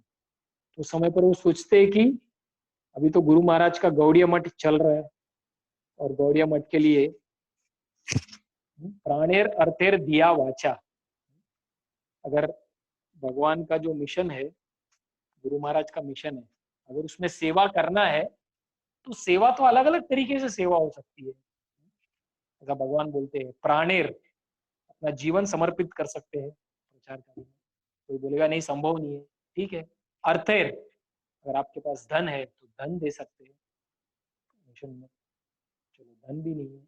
दिया, चलो हमारे पास बुद्धि है तो बुद्धि को हम लोग लगा सकते हैं, बोले बुद्धि भी नहीं है तो चलो ठीक है, वाचा, जो हमारे शब्द है हमारे पास, उस शब्दों के माध्यम से हम लोग प्रचार कार्य में लगा सकते हैं। तो प्रभुपाद ने सोचा कि अभी मैं जो है अपना अर्थ है तो मैं बिजनेस करता हूँ, और बिजनेस करने के बाद उसमें से जो धनराशि आएगी, उस धनराशि से मैं गुरु महाराज का जो गौड़िया मठ है उसमें मैं पैसा डोनेशन देता रहूंगा, जिससे मेरा जो सेवा है इस चैतन्य महाप्रभु के आंदोलन में, वो मेरा सेवा चलता रहेगा। तो मैं अभी प्राण तो नहीं दे सकता हूँ, ना ही मेरे पास बुद्धि और समय अभी है देने के लिए, लेकिन अभी मेरे पास क्या है, धन है, तो क्यों ना मैं धन देकर सेवा अभी से शुरू करता हूँ। तो वो प्रभुपाद ने अपने मन में क्लियर कर लिया कि अभी मैं गुरु महाराज के मिशन को धन देकर वहां से अपना सेवा शुरू करता हूँ। और उन्होंने फिर जो है डॉक्टर बोस करके एक जो लेबोरेटरी है उसका डीलरशिप लेते हैं। ये तो डॉक्टर बोस करके जो जो फार्मास्यूटिकल दवाई इत्यादि बनाते हैं उसका डीलरशिप लेते हैं, और उसका एक ब्रांच उनको इलाहाबाद में शुरू करना था। तो प्रभुपाद जी कलकत्ता से जो 11 घंटा दूरी पर जो इलाहाबाद, वहां पर ये बिजनेस का शुरुआत करते हैं, और इलाहाबाद में जाकर वहां पर ये बिजनेस शुरू करते हैं। और वहां पर गौड़िया मठ का भी इलाहाबाद में भक्ति सिद्धांत सरस्वती ठाकुर ने वहां पर उन्होंने एक मठ स्थापना किया होता है। तो समय पर प्रभुपाद जी किया होता है या करने वाले होते हैं, उस समय पर प्लानिंग चलता है। तो प्रभुपाद जी देखते हैं, अरे अपने गुरु भाई सब यहाँ पर जो है सब उपस्थित है यहाँ पर, तो प्रभुपाद जी के जो भी कॉन्टेक्ट्स होते हैं मंदिर बनाने के लिए, वहां पर गौड़िया मठ के लिए जो भी धनराशि लगता है, तो प्रभुपाद जी अपने बिजनेस कॉन्टेक्ट्स के माध्यम से सबको प्रोत्साहन देकर कि आप जो है इस हरे कृष्ण आंदोलन के लिए आपको प्रचार कार्य में कुछ तो आपको पैसा योगदान करना है। तो सारे जो बड़े बड़े जो उनका कॉन्टेक्ट होता है वहां पर बिजनेस के, उनके क्लाइंट्स, सबके साथ नेटवर्किंग करके प्रभुपाद जी धनराशि इत्यादि जमा कर कर इलाहाबाद का जो गौड़िया मठ सेंटर है वहां पर वो देते रहते थे रेगुलरली। तो इस तरीके से प्रभुपाद की जो इच्छा थी कि अभी गृहस्थ रहकर मैं इस तरीके से महाप्रभु के आंदोलन कार्य को आगे बढ़ा सकता हूँ। तो वो प्रभुपाद जी ने धीरे धीरे करके वहां पर शुरू किया। और फिर भक्ति सिद्धांत सरस्वती ठाकुर, प्रभुपाद जी को एक दिन न्यूज मिलता है कि अभी जो है गुरु महाराज जो है वृंदावन का यात्रा, 1 महीने का जो कार्तिक का जो यात्रा है 1 महीने के लिए लेकर जा रहे हैं। प्रभुपाद जी का इच्छा होता है, अरे 1 महीने के लिए यात्रा जाना चाहते हैं गुरु महाराज के साथ, लेकिन फिर घर की जवाबदारी है, बिजनेस इत्यादि होने की वजह से प्रभुपाद का मन में इच्छा है हृदय में, लेकिन सोचते 1 महीना तो जा नहीं पाऊंगा, लेकिन अंत में सोचते कि एटलीस्ट 2 या 4 दिन के लिए मुझे जाके आना जरूरी है। तो इच्छा रखकर वो वहां पर जाते हैं। तो वहां पर जाकर वृंदावन में, वहां पर जाकर गुरु महाराज को मिलते हैं। गोवर्धन का परिक्रमा उस समय पर चल रहा होता है। प्रभुपाद 2-4 दिन के लिए वहां पर जाकर जाते हैं और पंडाल में सब भक्त बैठे हैं, प्रभुपाद जी बैठे हैं, गुरु महाराज बैठे हैं वहां पर। तो एक अनाउंसमेंट होता है, उधर अनाउंसमेंट करते हैं एक ब्रह्मचारी वहां पर कि अभी जो है यात्रा के सारे भक्तों को हम लोग 2 ऑप्शन दे रहे हैं। एक ऑप्शन है कि यहाँ पर गुरु महाराज जो भक्ति सिद्धांत सरस्वती ठाकुर है उनका यहाँ पर प्रवचन होगा, और उसी समय पर हम लोग मथुरा जा रहे हैं। यहाँ पर शेषशाही विष्णु जो मंदिर है अर्च विग्रह, उनका हम लोग दर्शन करने के लिए जा रहे हैं। तो जिसको कथा सुनना है वो यहाँ पर बैठिए, सरस्वती ठाकुर लेक्चर देंगे, और जिसको मंदिर जाना है तो हमारे साथ बस में बैठ जाइए, हम आपको मंदिर लेकर जाएंगे, ऐसा करके अनाउंसमेंट है। और ज्यादातर जितने भी लोग होते हैं वो सब लोग बैठकर बस में बैठ जाते हैं उधर अर्च विग्रह का दर्शन करने के लिए। लेकिन प्रभुपाद जी उस समय पर सोचते हैं कि अरे मैं तो यहाँ पर साधु संग करने के लिए आया हूँ, गुरु महाराज का प्रवचन यहाँ पर हो रहा है, प्रवचन छोड़कर अगर मैं वहां पर अर्च विग्रह का दर्शन करने जाऊंगा तो आंख से मैं भगवान को क्या देख सकता हूँ? क्योंकि भक्ति में जो है सबसे पहला श्रवण होता है, श्रवण के माध्यम से ही हम भगवान को समझ सकते हैं, भगवान को वास्तव में देख सकते हैं। तो इसलिए भक्ति में आंख से ज्यादा जो है कान का सबसे महत्वपूर्ण कार्य है, क्योंकि कान से ही जब हम सुनते हैं तभी धीरे धीरे कृष्ण का प्रति हमारा जो स्वाभाविक जो प्रेम है वो जागरूक होता है। जैसे रुक्मिणी के जीवन में भी हम देखते हैं, रुक्मिणी ने कभी कृष्ण को देखा नहीं, लेकिन श्रुत्वा गुणान भुवन सुंदर शिवताम निर्विश्य कर्ण विवरे हरतो अंगतापम रूपम दृश्यम दृशिमताम अखिलार्थ लाभम त्वयि अच्युता विषयी चित्तम पत्रतम। तो रुक्मिणी ने कभी भगवान को देखा नहीं, लेकिन श्रुत्वा गुणान, जो उनके पिता थे वो हमेशा नारद मुनि इत्यादि साधु उनके घर में महल में आते थे और भगवान का गुणगान करते थे। तो सुनते सुनते सुनते रुक्मिणी ने भगवान के प्रति जो प्रेम है उनके हृदय में निर्माण हो गया। तो कई उदाहरण है। प्रभुपाद जी सोचते कि अभी मैं सुन के देख कर क्या करूंगा मथुरा में, मैं यहीं पर रहकर गुरु महाराज से मैं श्रवण करता हूँ, ये बहुत ही महत्वपूर्ण होगा मेरे आध्यात्मिक जीवन में प्रगति करने के लिए। इसलिए प्रभुपाद जी वहीं पर बैठ जाते हैं और सरस्वती ठाकुर का प्रवचन चलते जा रहे और सरस्वती ठाकुर देख रहे कि प्रभुपाद जी जो है बैठकर ध्यान से सुन रहे हैं।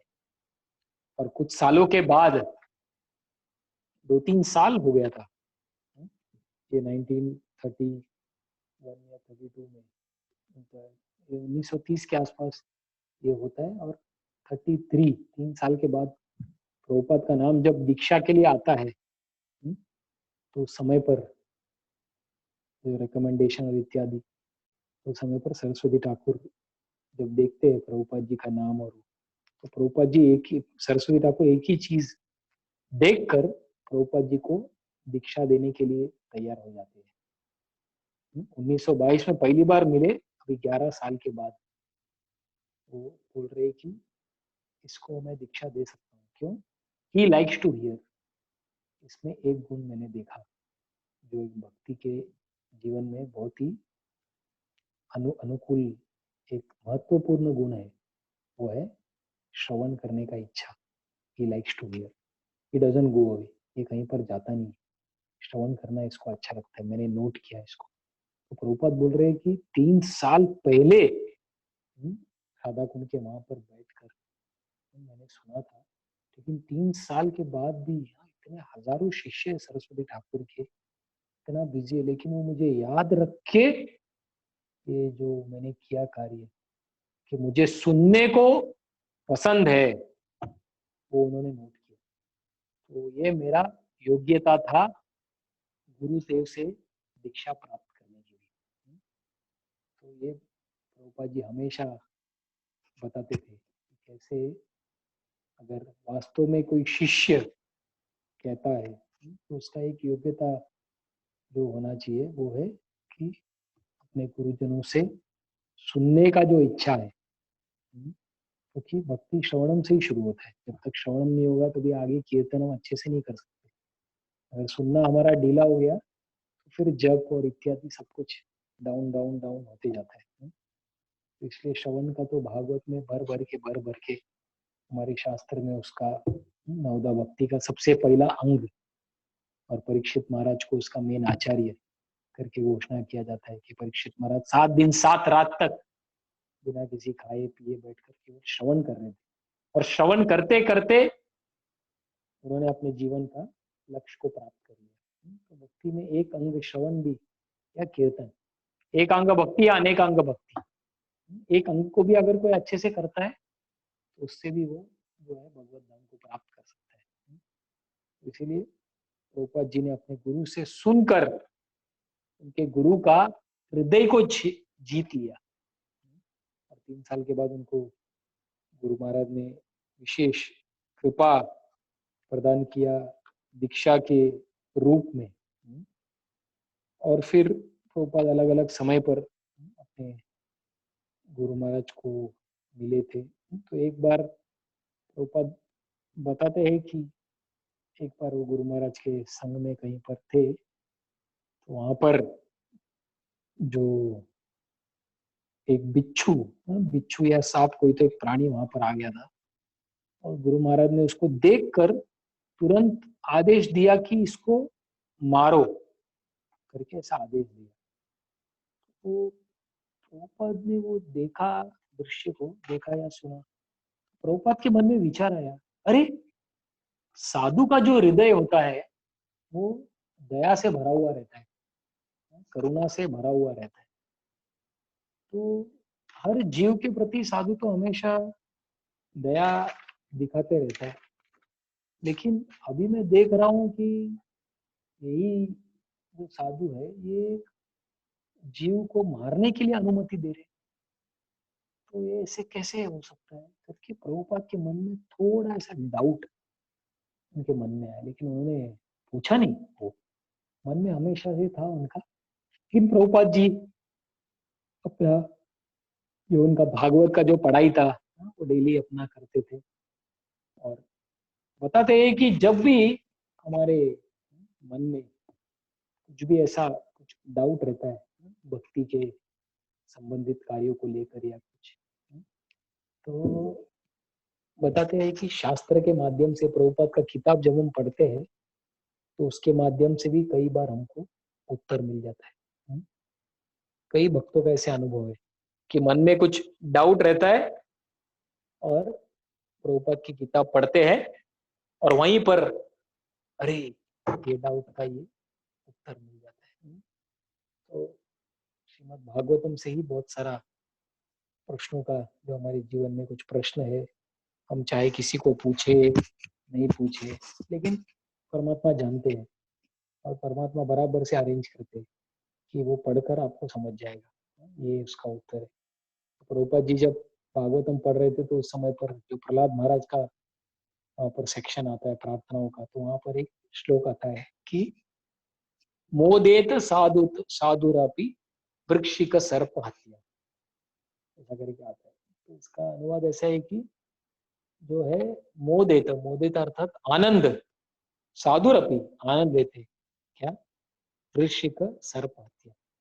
जब सांप और ये जो स्कॉर्पियन, स्कॉर्पियन जो है बिच्छू, ये दोनों को जब मारते तो साधु, जो साधारण कोई जीव को मारने पर साधु के हृदय में दर्द होता है, ये विशेष ये दो प्राणी को मारते हुए देखकर भी उनको आनंद लेते हैं। क्यों? क्योंकि बताते हैं कि ये जो सर्प और बिच्छू है, ये द्वेष का प्रतीक है,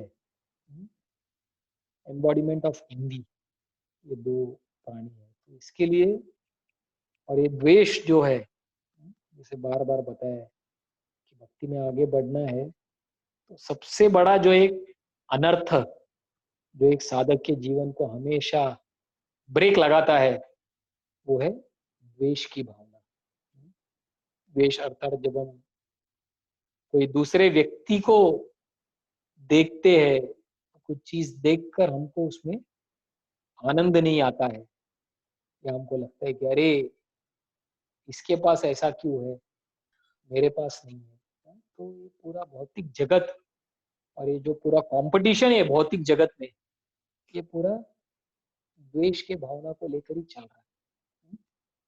सर्वाइवल फॉर द फिटेस्ट, ये पूरा कंपटीशन, ये क्यों सब जगह पर द्वेष की भावना है, ये पूरा दुनिया उससे भरा हुआ है। तो उसी को लेकर वो, तो द्वेष का भावना एक बहुत बड़ा अनर्थ होता है, जिससे शुद्ध होकर एक साधक आगे बढ़ने का प्रयास करते हैं। तो इसीलिए ये जो सांप और जो बिच्छू है, ये द्वेष के प्रतीक है, इसके लिए उसको देखकर उनको मारने के बारे में अनुमति दिया जाता है। फिर प्रभुपाद जब सुनते हैं, उसको देखते हैं, तो प्रभुपाद को अपने जो मन में जो डाउट था, उसका उनका समाधान मिल जाता है। तो ऐसा प्रभुपाद कई जगह पर उदाहरण देते हैं कि जहां पर उनके जीवन में कुछ डाउट आ गया और फिर शास्त्र के ऊपर उन्होंने सहारा लिया कि शास्त्र मेरे जो डाउट्स है,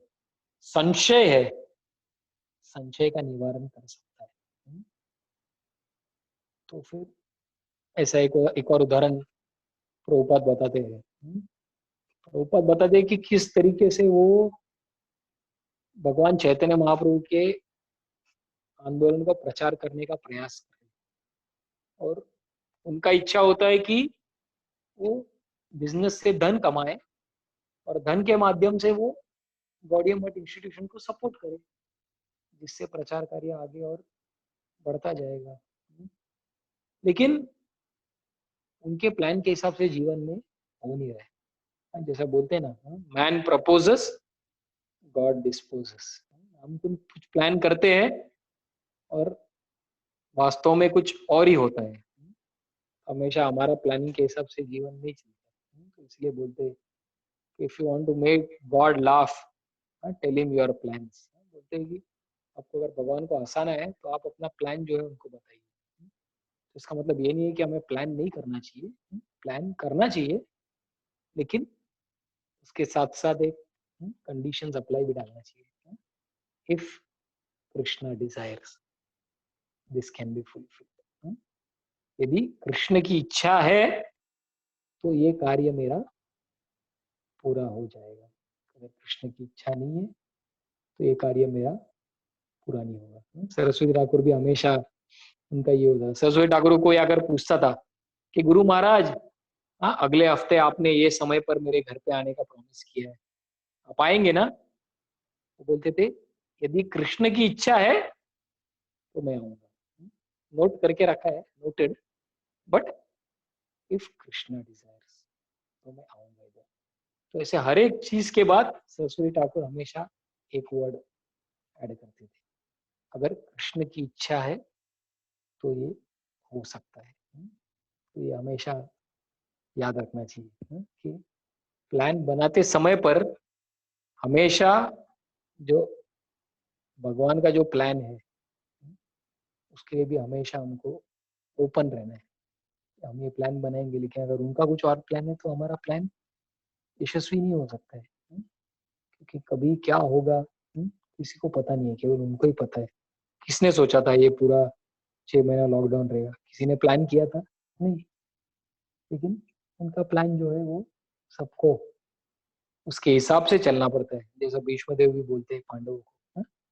सर्व काल कृतम मन्ये भवताम च यद प्रिय सब पालयद वशे लोको वायोरिव घना। हाँ, सब काल का प्रभाव है। हम कुछ प्लान करते हैं, लेकिन भगवान जो है काल के प्रभाव से उनका अलग ही कुछ प्लान होता है। तो इसलिए भीष्म देव पांडवों को देखकर बोलते हैं, हाँ, नहीं यस्य करहिचित राजन पुमान वेद विदित्सिताम यद विजिज्ञासया युक्त मुह्यंती कवयोपि। ये पांडव, आप दुखी मत होना कि ये सोचकर कि अरे धर्मराज युधिष्ठिर होते हुए भी अर्जुन, हाँ, गांडीवधारी भीमसेन शक्तिशाली गदा युद्ध करने वाले, ये सब होते हुए भी पांडव के जीवन में ऐसा कठिनाई क्यों आया? तो भीष्मदेव बोल रहे हैं कि नहीं यस्य कर ही राजन। आप जो है भगवान के प्लान को कोई समझ नहीं पाया आज तक पांडव। तो उनका क्या प्लान है, क्यों आपके जीवन में, हाँ, कठिनाई आया, ये आप समझने का प्रयास मत करो। केवल उनका प्लान जो है, मुह्यंती कवयोपि ही, बड़े बड़े लोग, कवि, वो मोहित हो जाते हैं क्योंकि वो समझ नहीं पाते अरे ऐसे क्यों हो रहा है। उसी प्रकार से प्रभुपाद के जीवन में भी ऐसा घटना आता है। यहाँ पर प्रभुपाद सोच रहे अरे मैं बिजनेस करके पैसा कमाना चाहता हूँ, लेकिन बिजनेस फेल पे फेल, फेल पे फेल, फेल पे फेल होते जा रहे हैं, यश नहीं आ रहे। तो फिर वो समझ में नहीं आ रहा है। तो भागवतम पढ़ते तो एक श्लोक पढ़ते, दशम स्कंद में आते हैं, यस्याहम अनुगृह्णामि हरिष्ये तद धनम शनि, ऐसा करके। तो उसमें भागवत में श्लोक में ऐसे कि अगर मैं किसी के ऊपर बहुत ज्यादा कृपा करता हूँ तो मैं उसका भौतिक धन को ले लेता हूँ, ऐसा करके उसमें, ताकि वो व्यक्ति जो है पूरी तरीके से मेरे ऊपर आश्रित होगा। और उसका जो सो कॉल्ड जो भौतिक शेल्टर है, भौतिक जगत में ज्यादातर व्यक्ति अपना धन का, घर परिवार इत्यादि सब चीज का शरण लेकर सोचता है कि यही मेरा शरण है, और उसमें असली शरण जो है कृष्णा, उसको भूल जाते हैं कई बार। तो प्रभुपाद जी जब ये श्लोक पढ़ते हैं कि अगर मेरे, जो भगवान भागवत में लिखते हैं दशम स्कंद में, यस्याहम अनुगृह्णामि हरिष्ये तद, कि मैं अगर किसी के ऊपर विशेष कृपा करता हूँ तो उसका सारा धन मैं ले लेता हूँ। उसके बाद क्या होता है, सब परिवार वाले उससे दूर जाते हैं क्योंकि ये तो अभी रोडपति कंगाल है। तो फिर ऐसी परिस्थिति में वो व्यक्ति असलियत देख लेता है दुनिया का, और कोई उसको सहाय नहीं करता है।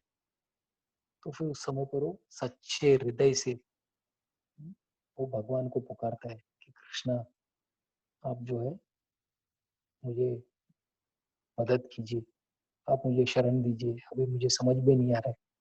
सब धन चला गया, परिवार वाले कोई साथ नहीं दे रहे, कोई रिश्तेदार नहीं है, सब मुझे दूर भगा रहे। तो उस समय पर वो भगवान की शरण में जाता है। प्रभुपाद जी ने ये श्लोक पढ़ा तो उनको लगा अरे अभी मेरे प्रश्नों का ऐसे उत्तर मिल गया कि ऐसे क्यों हो रहा है।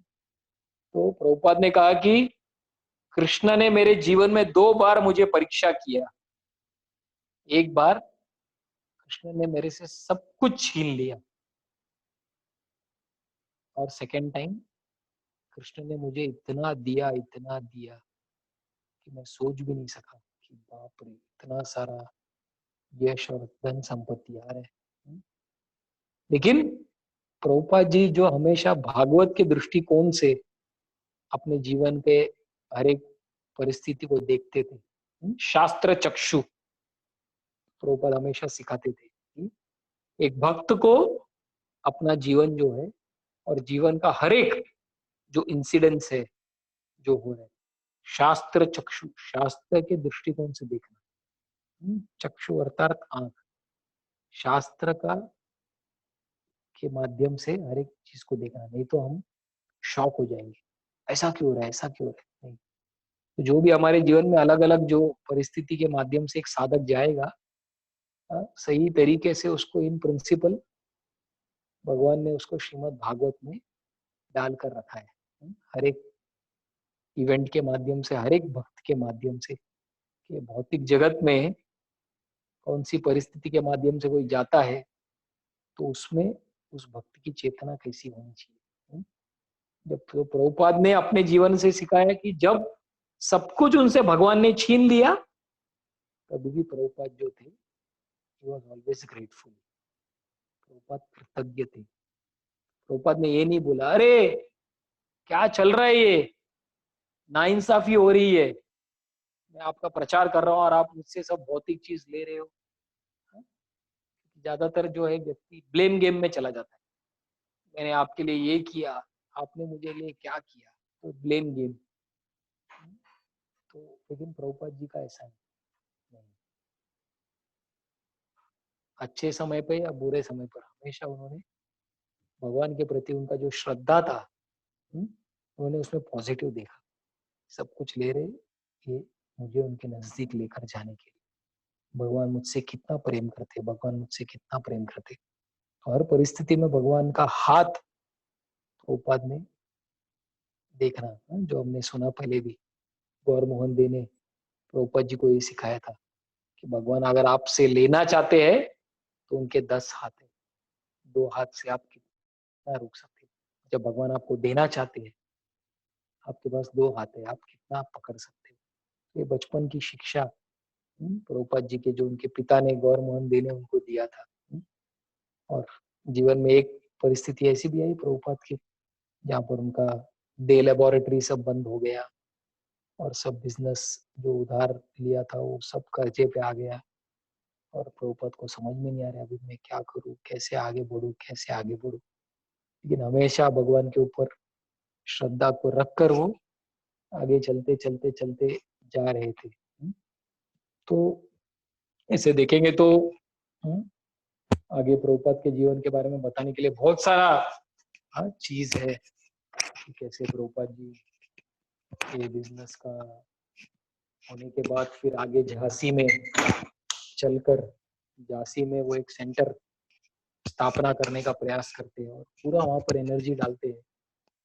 लेकिन वहां पर भी जो है, वहां पर लीग ऑफ डिवोटीज और इत्यादि सब स्थापना करने के बाद वो सब कुछ फेल हो जाता है।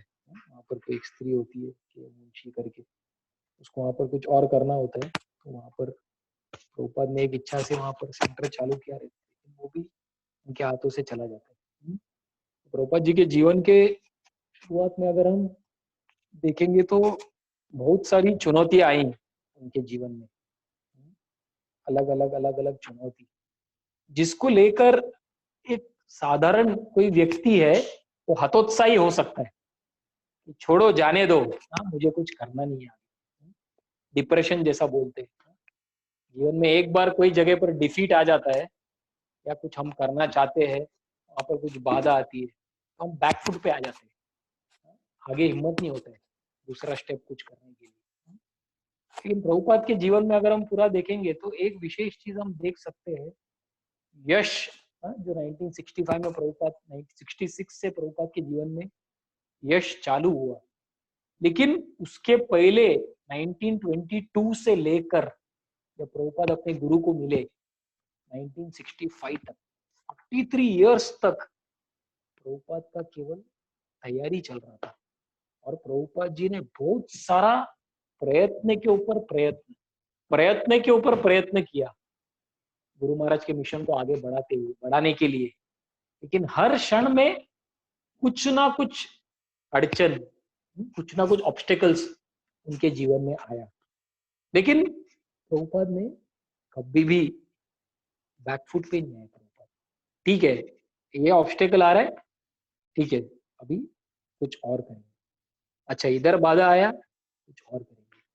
तो प्रभुपाद का न तो 1% श्रद्धा कहीं पर घटा भगवान के ऊपर, या प्रभुपाद कहीं पर हतोत्साही हो गए, नहीं जाने दो, जो होना है होगा, भगवान की इच्छा नहीं है, शायद मेरा बिजनेस कोलैप्स हो गया, इसका मतलब उनको मिशन को आगे नहीं बढ़ाना है, जाने दो, क्यों मैं इतना प्रयास कर रहा हूँ। झांसी में प्रॉपर्टी दिया, फिर ले लिया, छोड़ो, मैं थोड़ी उसके लिए कर रहा हूँ, उनका प्रचार कर रहा हूँ, लेकिन वो सपोर्ट नहीं दे रहे मुझे। तो प्रभुपाद के जीवन में अनगिनत कारण हो सकता था। उनकी पत्नी थी, उनको सपोर्ट नहीं दे रही थी, हाँ, प्रभुपाद ने इतना सारा भगवत गीता का पूरा मैनुअल, सोचिए एक श्लोका से 18 अध्याय, एक अध्याय से 18 अध्याय तक प्रभुपाद ने पूरा लिखा है भगवत गीता का। और उनकी पत्नी ने वो सारा जो गीता का जो उनका सालों साल का मेहनत है, वो सब वो चाय वाले को, रद्दी वाले को, कबाड़ खाने में उसको बेच दिया। हम सोच भी नहीं सकते, रोज रोज बैठ कर प्रभुपाद लिखते थे, थोड़ा थोड़ा सोच विचार करके उनका रियलाइजेशंस लिखते थे। और ऐसा करके बूंद बूंद जमा करके, बोलते ना, हाँ, अगर कोई एक एक रुपया जमा करके मेहनत से अगर कोई प्रॉपर्टी बनाता है और एक ही रातों रात उसको कोई लेकर चला जाता है, तो कितना दर्द होगा। ऐसे प्रभुपाद ने एक एक पन्ने में, हाँ, जोड़ जोड़ कर उसको लिख कर जो भगवत गीता का 700 श्लोक, हम सोच नहीं सकते, सालों साल का मेहनत था। उनकी पत्नी ने वो कबाड़ खाने में उसको दे दिया कुछ पैसों के लिए, हाँ, जैसा 1 किलो का 4 रुपया 5 रुपया मिलते हैं। प्रभुपाद को पूछा भी नहीं, और प्रभुपाद ने देखा वो, तो इतना बुरा लगा, भाई मेहनत गया पूरा पानी। लेकिन फिर से वापस लिखूंगा। बाप रे, कितना साल लगा, 2 4 5 10 साल का मेहनत था वो पूरा।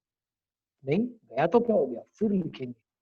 प्रभुपाद से अगर हमें कुछ चीज सीखना है, पहले के, अगर उनके जीवन से लेकर इस्कॉन शुरू होने तक अगर एक विशेष अगर हम कुछ सीख लेना है, तो ये एक चीज है कि ऑलवेज बी पॉजिटिव।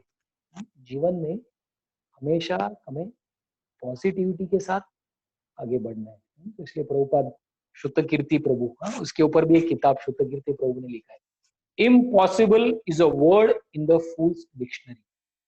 असंभव जो ये शब्द है, ये मूर्खों के डिक्शनरी में है। मतलब अगर हम कुछ सच्ची अच्छी इच्छा के साथ अगर हम कुछ अच्छा कार्य करना चाहते हैं समाज के लिए और भगवान के लिए, तो बहुत सारा परीक्षा आएगा, बहुत सारी चेतावनी आएगी, अलग अलग तरीके से भगवान भी हमारा परीक्षा करेंगे, ये देखने के लिए कि वास्तव में कितना इसके अंदर मिशनरी कार्य करने के लिए तीव्रता है। देखते हैं, देखते हैं कितना ये है। जैसा बोलते हैं ना, वो कोयले को जब आग में डालते हैं तो और उसका वो बढ़ता है, डायमंड वहां से निकलता है। तो कई बार भगवान भी भक्तों को कुछ कार्य करते हैं तो उसको अलग अलग तरीके से ऐसा लगेगा कि अरे ये फेल हो रहा है, ये फेल हो रहा है। उस समय पर भगवान देखना चाहते हैं हमारा रिएक्शन क्या है। तो प्रभुपाद के इनिशियल फर्स्ट वॉल्यूम लीलामृत से हम सीख सकते हैं कि नेवर गिव अप। कभी भी हमें जीवन में कोई भी परिस्थिति में हमें हार नहीं मानना चाहिए। तो अगर हमारा उद्देश्य सही है, कृष्ण को संतुष्ट करना है, उसके लिए हम सही कार्य कर रहे हैं, तो बहुत सारा ऑब्स्टेकल्स आएगा। भौतिक जगत का स्वभाव है, बहुत सारा ये आएगा, लेकिन उसमें से कैसे हम अगला रास्ता दिखा सकते हैं। जैसा कुंती महारानी बोलती है, तो ही मैं अनन्य विषया मति मधुपते असकृत पति मुद्वता हम गंदे भोगम उदंगति। बताते हैं कि जैसा गंगा है, तो पानी का, गंगा जब बहती है तो समय पर बताते हैं कि बीच में कई सारे चट्टान जो है, गंगा का वो रास्ता को रोकती है, जिससे गंगा का जो प्रभाव है वो कहीं पर रुकता है। लेकिन जिधर थोड़ा सा ऐसा जगह मिल जाता है, गंगा उसमें से अपना रास्ता ढूंढ के निकालती है। तो ये शुद्ध भक्त के जीवन में अगर हम देखेंगे तो ये बहुत एक कांस्टेंट थीम है कि कभी भी शुद्ध भक्त जो है, कभी भी जब जीवन में अलग अलग परिस्थिति में बैकफुट पे कभी जाते नहीं, जाने के बाद तुरंत एक रिवर्स गियर आ जाता है जीवन में, लेकिन उसमें से फिर वो आगे फॉरवर्ड गियर डालकर उसमें से आगे बढ़ते जाते हैं। छोटा सा भी जिधर अपॉर्चुनिटी मिलता है वहां से वो आगे चलते चलते चलते रहते। क्यों? क्योंकि अंत में हमारे हाथ में क्या है? हमारे हाथ में केवल एक ही चीज है, एंडेवर करना। कर्मण्येवाधिकारस्ते मा फलेषु कदाचन। फल तो हमारे हाथ में नहीं है, लेकिन कर्म करना है। तो उसी प्रकार से हमको केवल हमारा जो बुद्धि है, प्राणेर अर्थेर दिया वाचा, प्राण देकर, जीवन देकर, या धन देकर, या बुद्धि देकर, या अपना वाणी देकर हमको प्रयास करना है कि कैसे हम प्रभुपाद की तरह उनके मिशन को कैसे हम आगे बढ़ा सकते हैं, और जो भी चुनौतियां आती है तो उसमें कैसे आगे रास्ता ढूंढ कर कहीं ना कहीं कुछ मार्ग निकलेगा, उससे हम आगे कैसे बढ़ सकते हैं। तो ये एक हम शिक्षा प्रभुपाद का जो पहला वॉल्यूम से हम लेकर उसको अपने जीवन में उतारने का प्रयास कर सकते हैं। इसे बोलने के लिए, कहने के लिए तो बहुत सारा चीज है, लेकिन ऑलरेडी हमारे पास 2 घंटा हमारा हो चुका है, 9 बज गया है। तो आज का जो श्रील प्रभुपाद का जो लीलामृत है उसको यहीं पर हम लोग जो है विराम देते हैं। अगर किसी का कोई प्रश्न कुछ है तो एक आध हम लोग ले सकते हैं। हरे कृष्ण।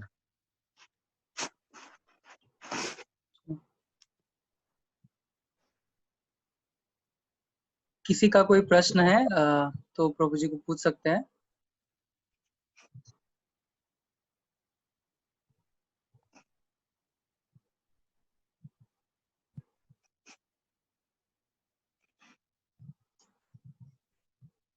हरे कृष्णा। हरे कृष्ण। तो मेरे ख्याल लास्ट अनदर टाइम किसी का कोई प्रश्न है तो प्रभु जी को पूछ सकते हैं।